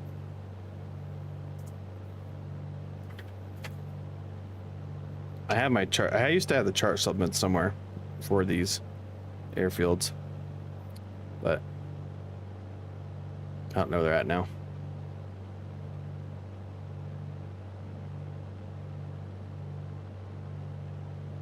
It'll probably end up being 1.6. Or yeah, 1.6 and 3.4. That's the runways. So I landed on 1.6 last time.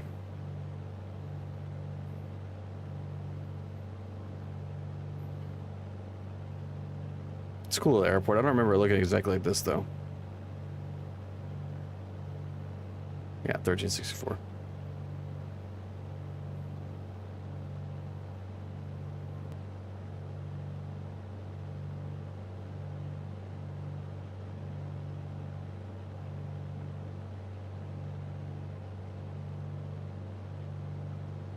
So I said it was going to take us about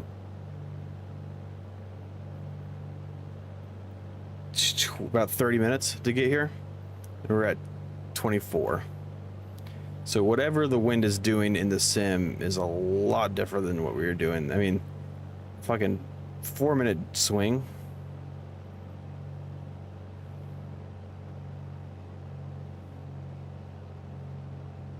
You need to be about 2,500 feet to overfly the airfield.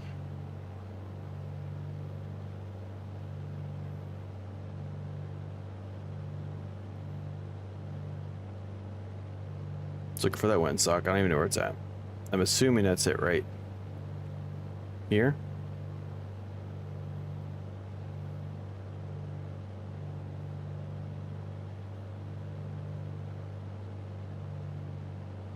Yeah, so I landed 1.6. I landed this runway last time. But I fucked up. I did right traffic when I was a student, so I fucked that up. I'm a better man now.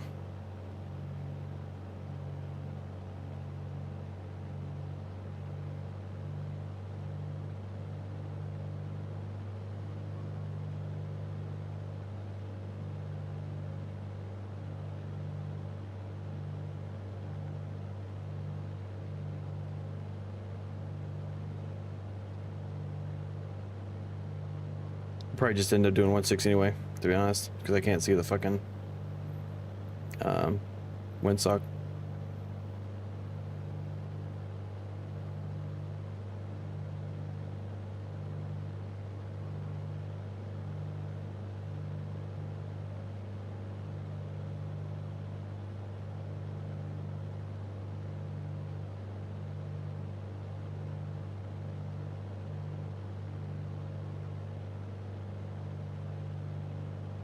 Yeah, I'll see it at windsock.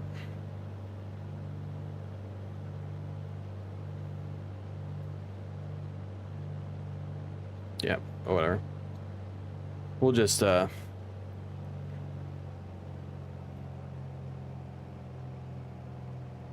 teardrop into a left downwind from 1.6.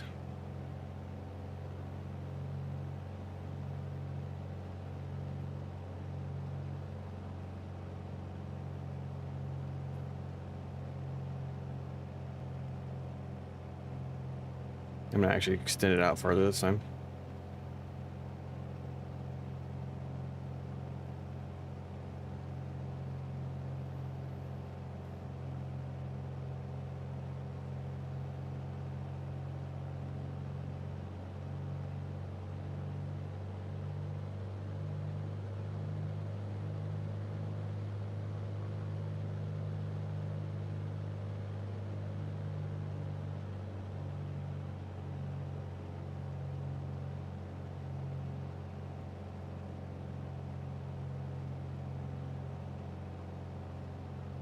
It's like a mild-mannered steep turn.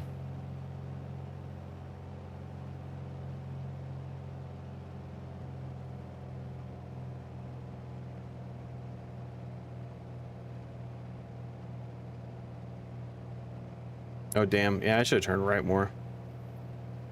You know what we're gonna do? We're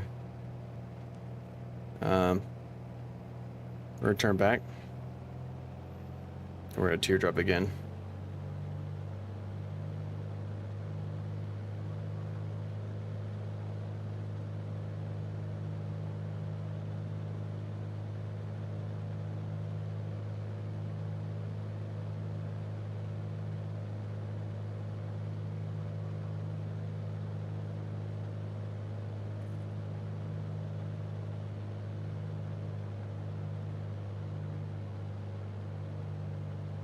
That was all fucked up.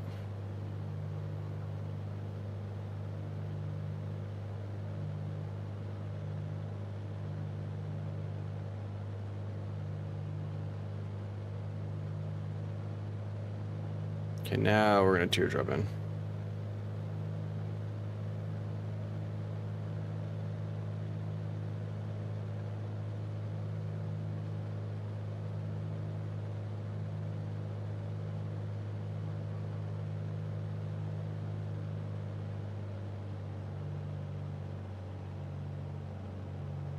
That's much more better.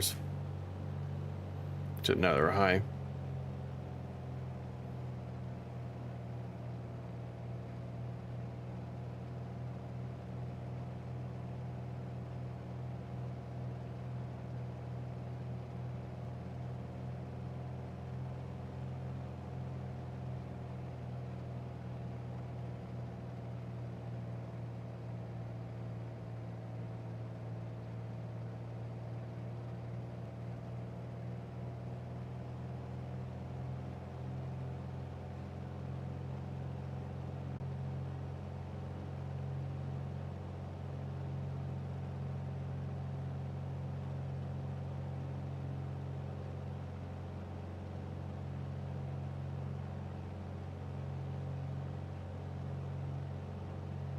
Try another short fill this time. Okay, we're beating the numbers. Bring the throttle down. First notch of flaps.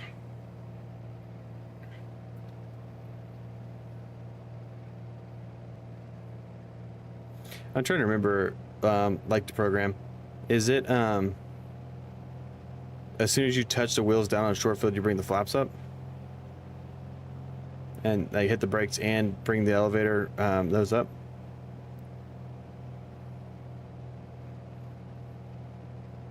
Pretty sure it is, left base.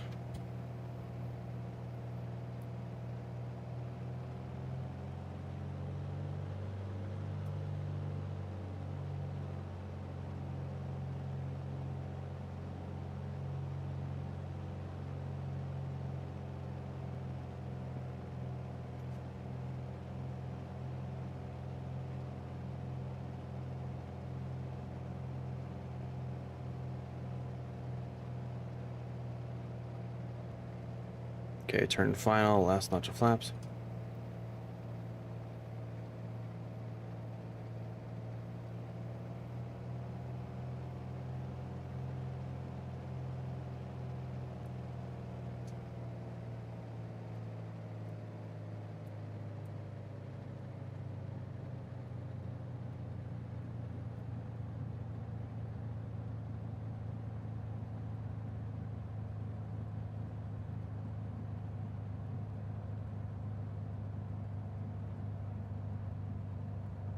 I am way high.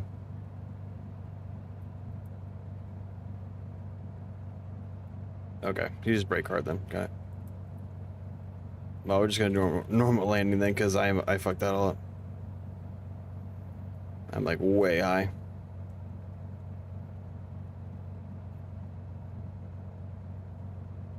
Holy shit, I'm high as fuck.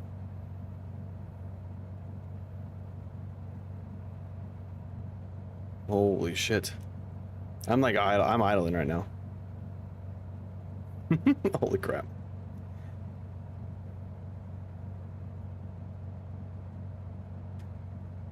Don't you balloon.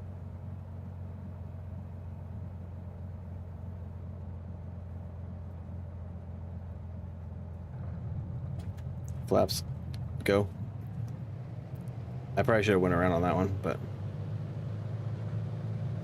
okay, 60, rotate.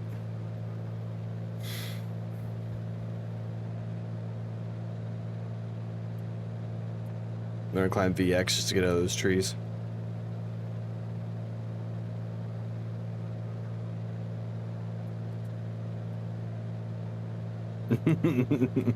Yeah, I was really high on that one. Really high. Okay, we're gonna go ahead. We're 400 feet. We're gonna go ahead and left turn out of here. Okay, we've cleared those trees, so next lane will be a good one, I promise.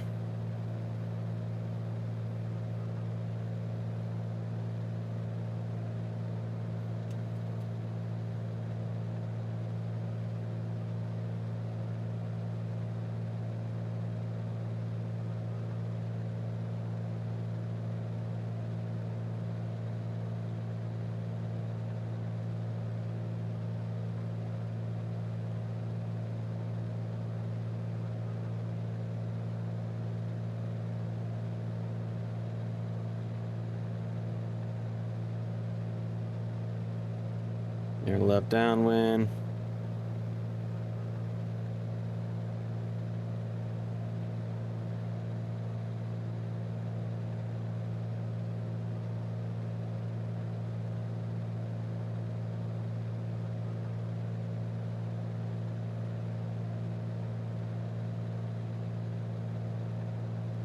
Back home. Back to KTZR. Get her 1,000 feet, so we can go ahead and cut that fuel pump. Aim for 87.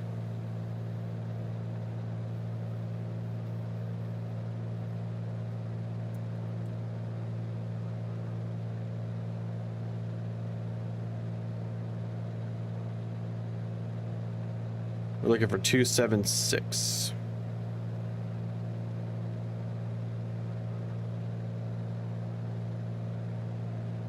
Now we are heading east, so I could stay at 3,000 feet if I really wanted to. because I would be under 3,000 feet AGL. If I really wanted to. Actually, technically, I could be at 3,500 feet and still be under 3,000 feet AGL. Yeah, most stuff is 1,000 feet above sea level, so. Okay, we're going to be heading 2-7, but right now we're going to intercept that radial.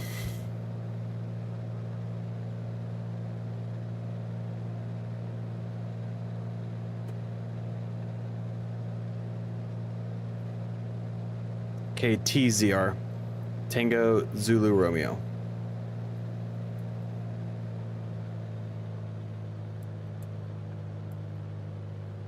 Nah, we'll go to 4,500. Yeah. Wait, why am I such an idiot? I was heading east and I was talking about going even. Like, I know that's not right. I'm just fucking losing my mind. Okay, there's the radial right there. There's 2.7. Still looking for 87 knots. Climb out.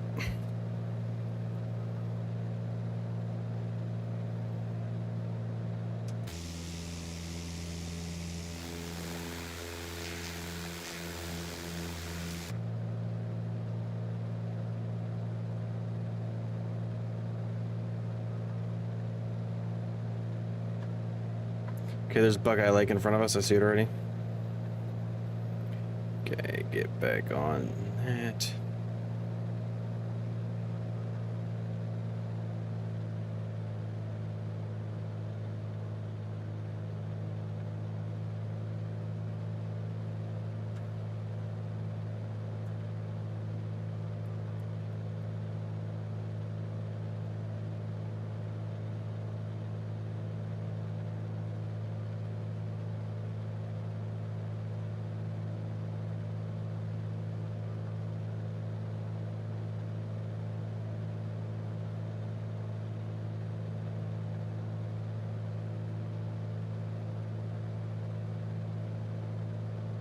See what I mean about turning this thing out? Sucks.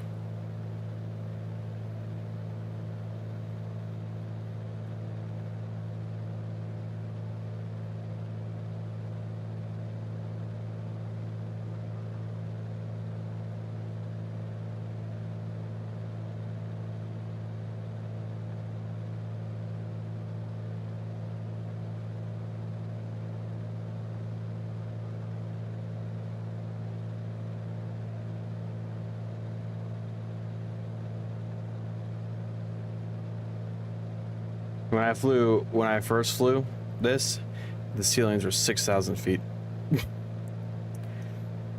They're 5,000 feet. So like, I looked up and I saw just nothing but fucking blankets.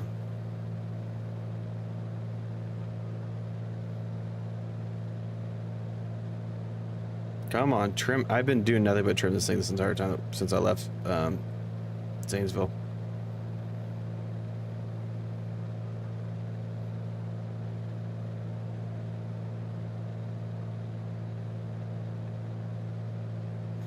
Our next fix is going to be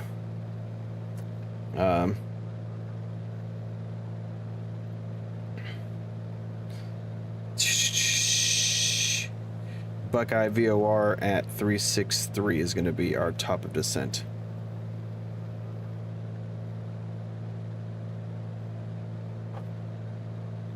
It's going to take us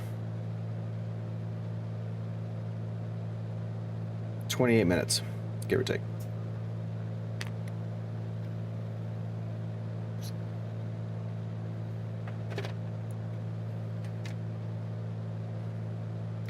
So we should be passing there. We should have just passed over Zanesville. Yep, that's it right there. That's Buckeye Lake. So when I did my actual cross country, I used that as a fixed point. I literally was just like aim for Buckeye Lake. It can, or I have it pointed right towards, basically right towards Bolton for the most part, I think. And it should be about 175, I think, is technically if I were to make it super perfect. I said 175, I meant 275, 274, 273, something like that. Or no, it's 274. As you can see right here, I have it set to 274 from the VOR. But does it reach? That's another thing entirely. It should. It's only 50 miles. It should reach. Yeah, that should reach.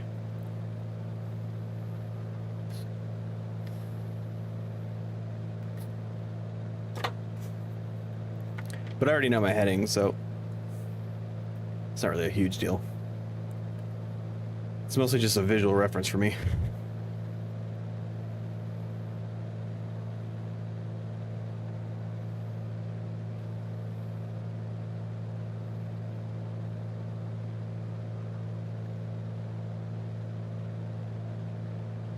So I know I need to be basically right in the middle of Buckeye Lake. If I fly right in the middle of Buckeye Lake, I'm right on path.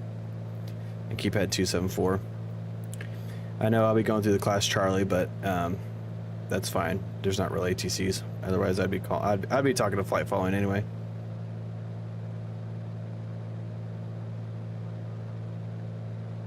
So I'm kind of headed more 280 right now, just to kind of intercept that VOR again, just for my own sanity. And we'll switch back over to 12.5 on the 12.5. That's going to be the Buckeye VOR X-ray uniform Bravo. I never did I never did the Morse identifier for these things, but if I wanted to.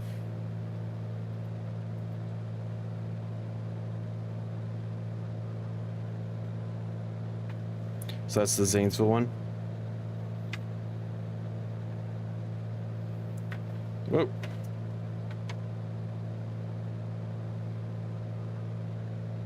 Two, three, boop. Okay, yeah, that is the correct one.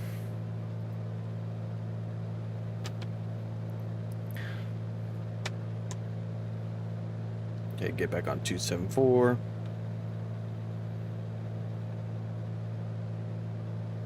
And this thing also, I don't know if you didn't notice this or not, but it doesn't have a fucking heading bug. So that's cool. That's how bare bones this thing is.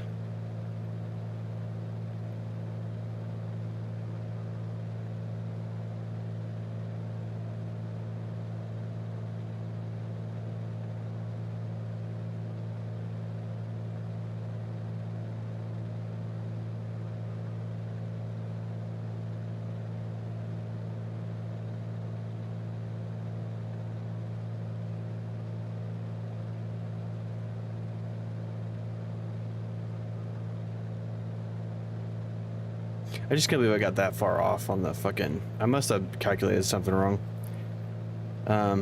Like I said, the winds aren't accurate at all, and I did it in 5 minutes. So yeah, it's stupid, dude. I went to go try to move the heading bug, and it just moved the whole entire thing to like recenter with the magnetic compass. I'm like, God damn it.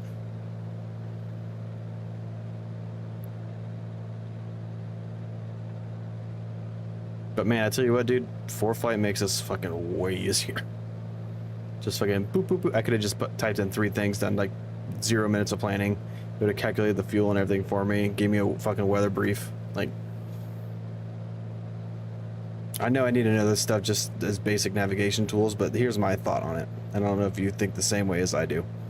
But I have a watch that has GPS on it. I have a phone that's got GPS on it. I have my iPad that has GPS on it. And I have the Garmin units, 2 of them, with GPS units on it. One with an 1.5 hour or 2 hour standby on it. Like, it can run for 2 hours without electricity. So, like, part of me is like, so it depends on the DP. Obviously, I kind of have to feel them out. But, like, if for me, like, I would say, you know, show me the ropes on how to, you know, do big, because I'm not going to do this whole flight, right? Like when you do your check ride, you do a couple points, time it, make sure your times are good, and then you might do that for 30-40 minutes or something like that. I'm not sure exactly. I've never done a check ride, but just from what I know from like reading online and stuff, that's seems to be the consensus between everybody. That's kind of how you do it. So And then after that, I mean, fuck, dude, like, why not just use the GPSs and all the tools you have available for flight and all the other stuff? Like, as ForeFlight does a WX brief, 800 WX brief, like, on there. I mean, the Garmin does too. It's a Leidos fucking certified document. Like, if I go and file a flight plan on my Garmin app, like, that's a legitimate document. It shows that I got the weather. So, okay, we're almost to Buckeye Lake.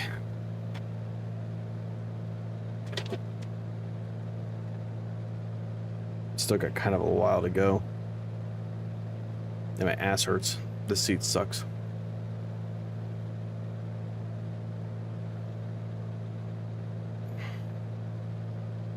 It says it's gonna be 20, but I mean, we should have wind coming directly at us. So we're probably like 100 knots across ground right now.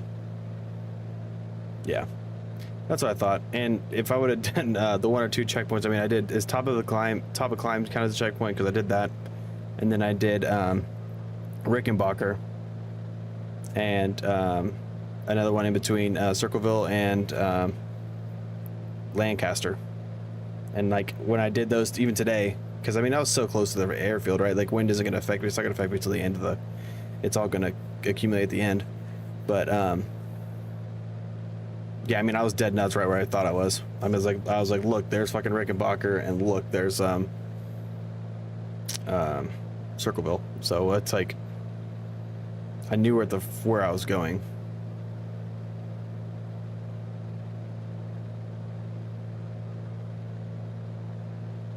I know that Comanche, the NDB works in the Comanche. Man, if I would have had the Comanche, dude, I would not have gotten lost because I would have used that NDB, which is a perfectly usable navigation source. If you think you're getting lost, which I would never say that on check ride, I would say I know exactly where I am. I don't know what you're talking about. I would just pop the NDB, be like, yeah, I got the NDB right here, just so it could double check or whatever, and I would have known where the airfield was.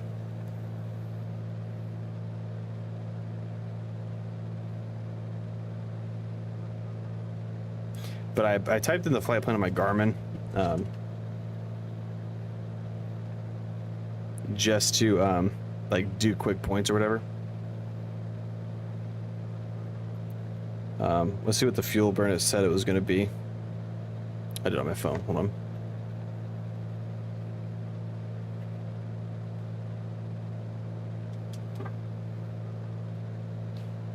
Yeah, so on my phone, 20 gallons. So I have 48 usable. I still have 30 gallons left. So far, so it said 20.3 gallons. So I need to get there with 20.3 gallons left.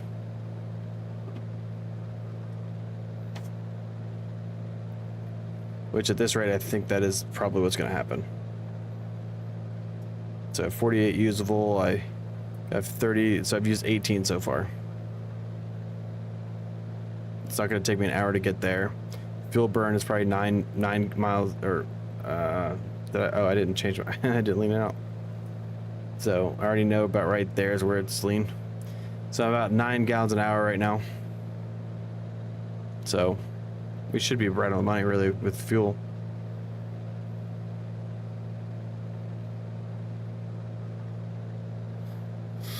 So in real life, I could see Columbus right now. You can kind of see Columbus. It's not rendered yet in the game, but because this is Buckeye Lake right here. There's actually kind of, so when I was doing VFR flight following, there's a guy under me and a guy over here flying this way, like right under me. And I just was like staring at it like that. I was like, whoa.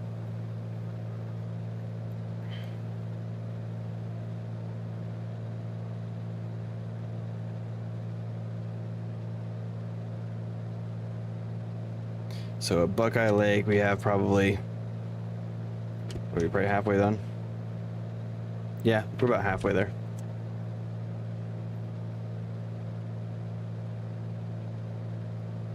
I think that's Rickenbacker over there. No, that's not going to be Rickenbacker, I don't think. So, looking at Buckeye Lake. Yeah, that's Rickenbacker. So that's Rickenbacker there. And then Bolton should be, this is Rickenbacker right here. And Bolton should be like right over here somewhere. Bolton is KTZR. That's gotta be it. That's the only one that's like a legitimate runway in it.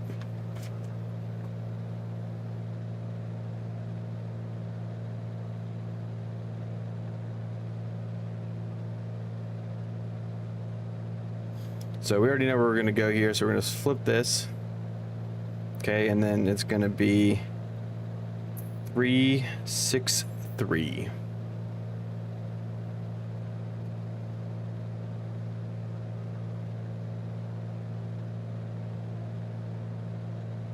That doesn't make any sense. 363 degrees. That doesn't make any sense at all.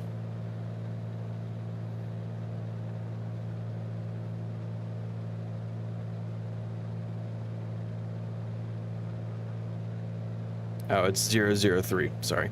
I was about to say that doesn't make, which I guess it would be 363, right? Okay, so 003.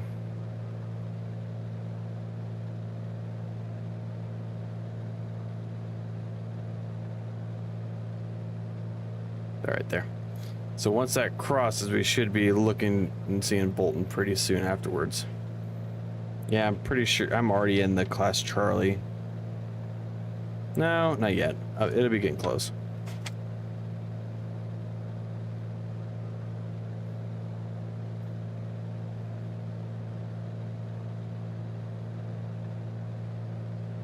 Oh, look, there's a plane.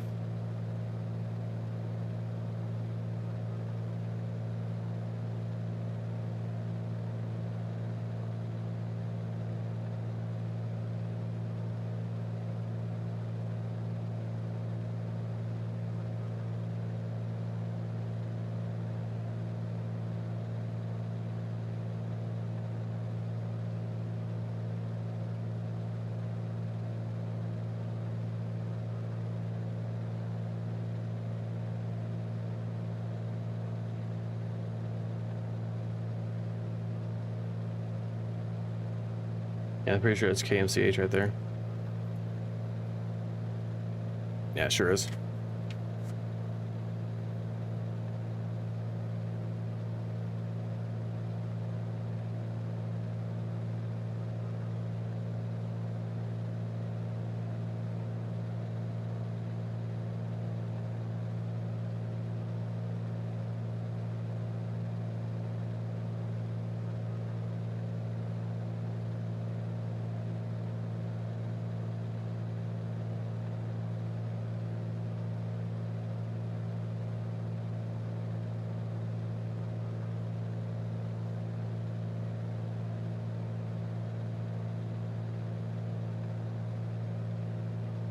I'd say it's also a lot harder to maintain altitude in Microsoft flights than it is in real life.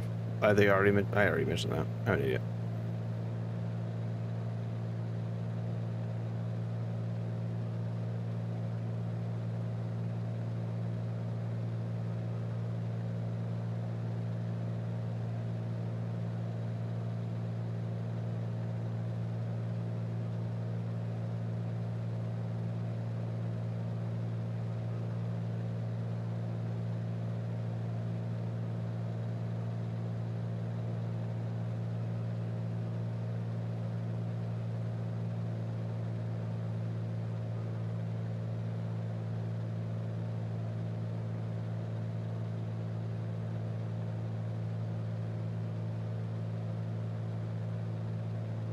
Like I said, I got eyes on Rickenbacker. I just don't see Bolton yet.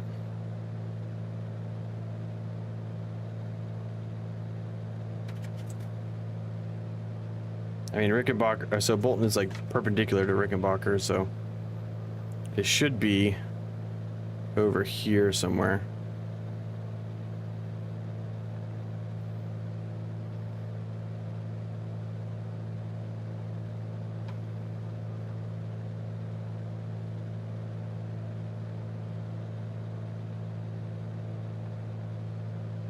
Or go ahead and switch tanks. Fuel pressure still good.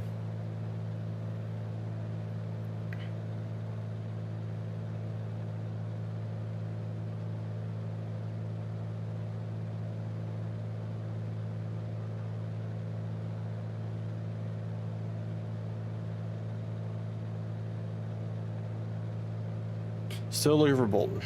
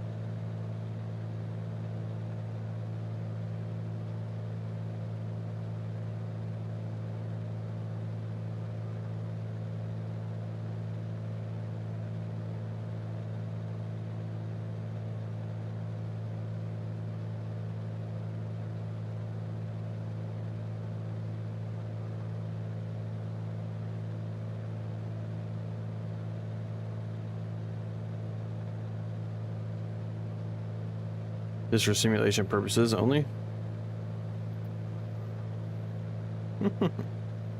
Get the Bolton Tower.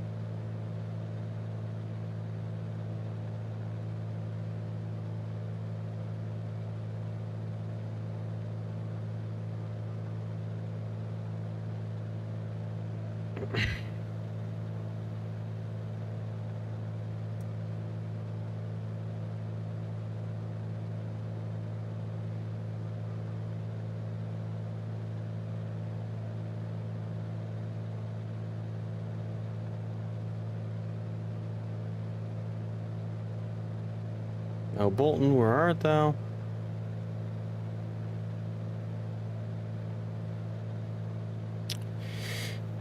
So I'm using this road right here as a reference. Hello, Arrow G7. How we doing?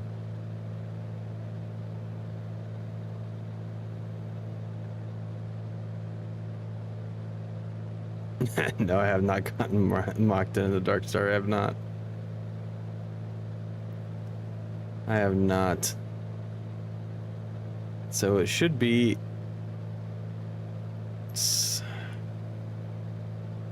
somewhere in this direction. It has to be.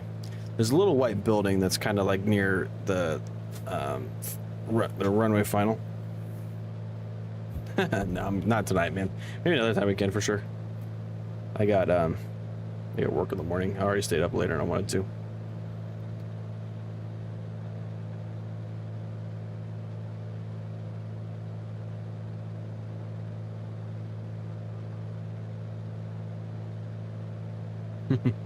Yeah, sorry, man. It doesn't like fun though.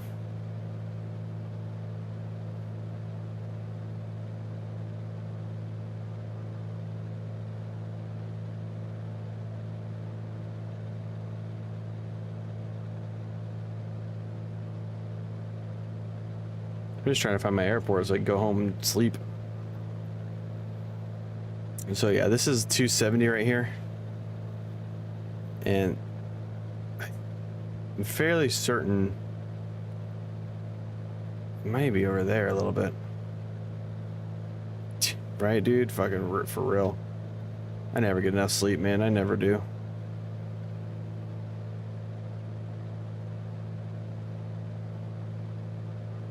Was that it?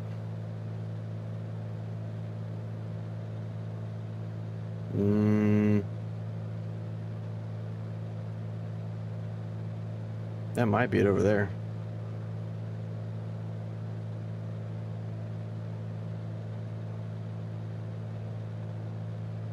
All right, Arrow, take it easy, man. Oh yeah, because this is 23. This is 23 right here. There's a gas station like right here where all the Jeep people meet. Okay, so yeah, that's it.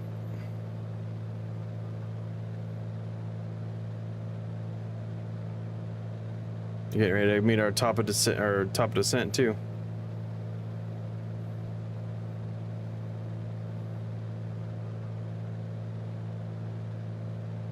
Okay, so we see it, so.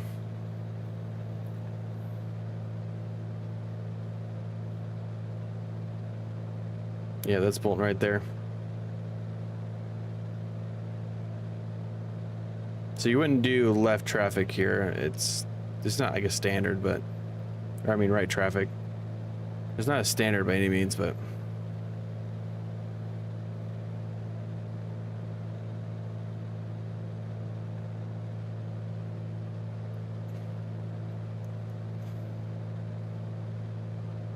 So traffic pattern altitude at Bolton is 1900, so I'm going to be at 2400 feet to overfly.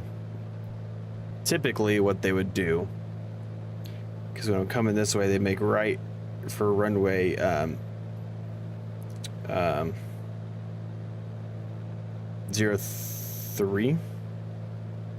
04.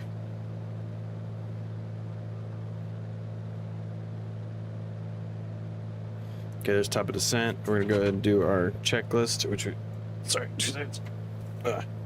Drop my map, which I don't need anymore. Don't need the map. So throttle, we're gonna enrich in. Got the fuel pump on, whether we don't have it. Okay, we're going to drop that RPM.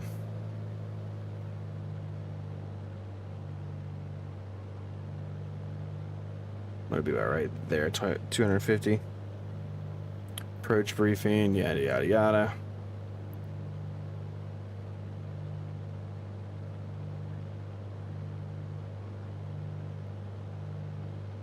Okay, so we're gonna enter into a right. I'm gonna pretend like I was looking at the right airfield or wrong airfield. That's still 23. Fairly certain, but there's Bolton right there.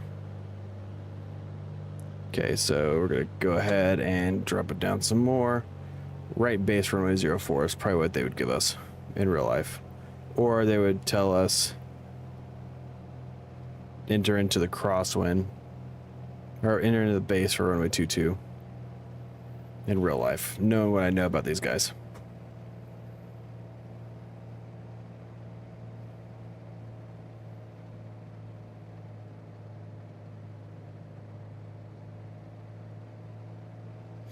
Okay, gas, fuel pumps on. We are in the right, we're in the largest tank, which is left. Undercarriage, you don't have to worry about because it's a fixed gear. Mixture is full rich. Power is where we want it because we're descending, and our seatbelts are on. So we're gonna do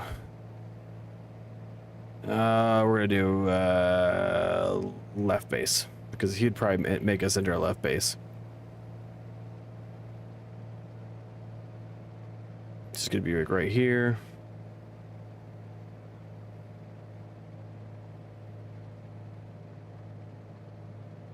Which we're pretty fast.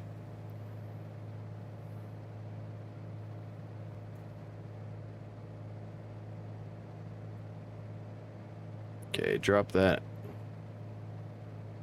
altitude, side slipping this thing.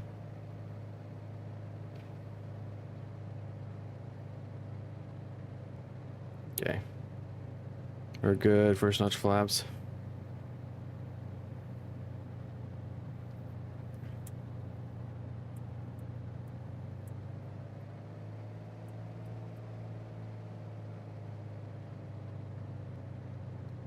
second notch of flaps. Don't balloon up.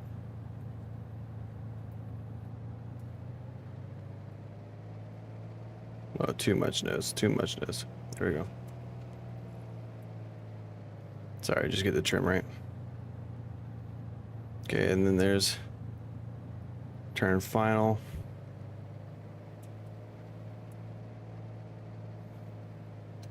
Last notch of flaps.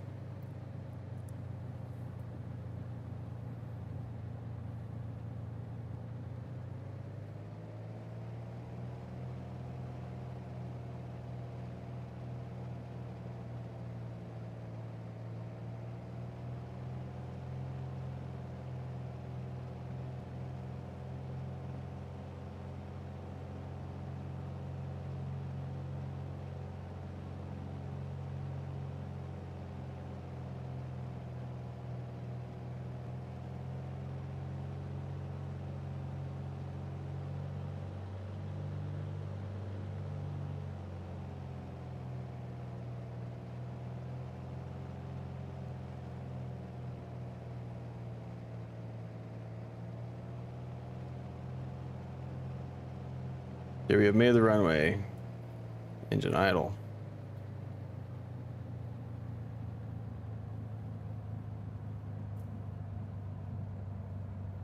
Ballooned up again. That's all right.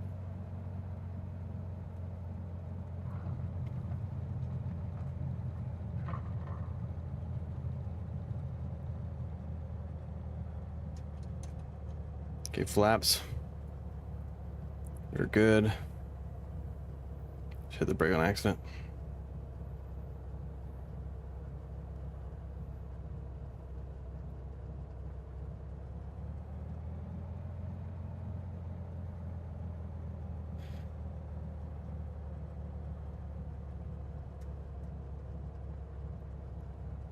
Go ahead and clear the runway. Okay, so fuel pump off, mixture, we're gonna, well, let's bring it up to 1,000 RPM, huh?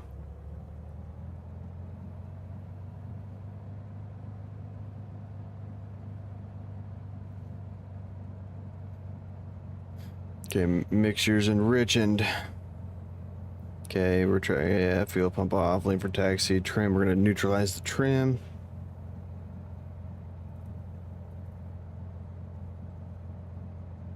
Okay, taxi route, we're just gonna go straight from Alpha. Hold on.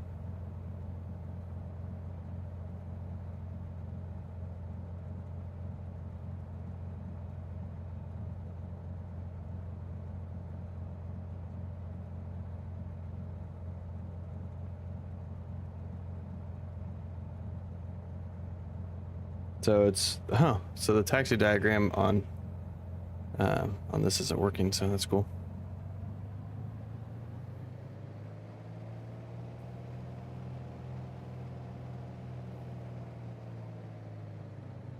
You guys want to see what the actual weather's like right now?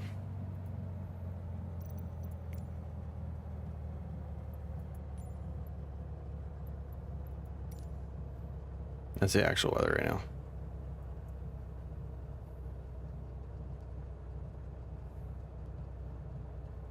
Man, I can't see shit out of this thing.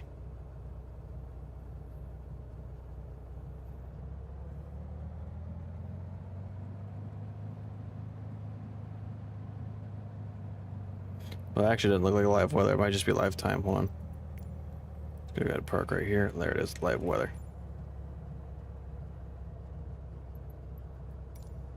Go ahead and set the parking brake. I need to figure out why this fucking light's so bad.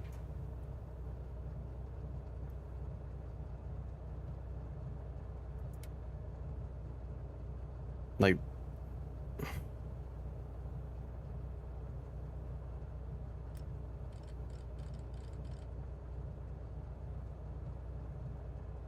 that's it?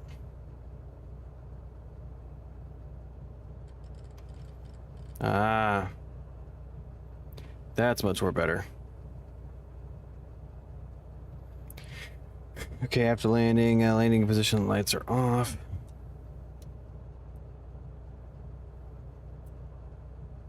Okay, alternator off. Mixture cutoff.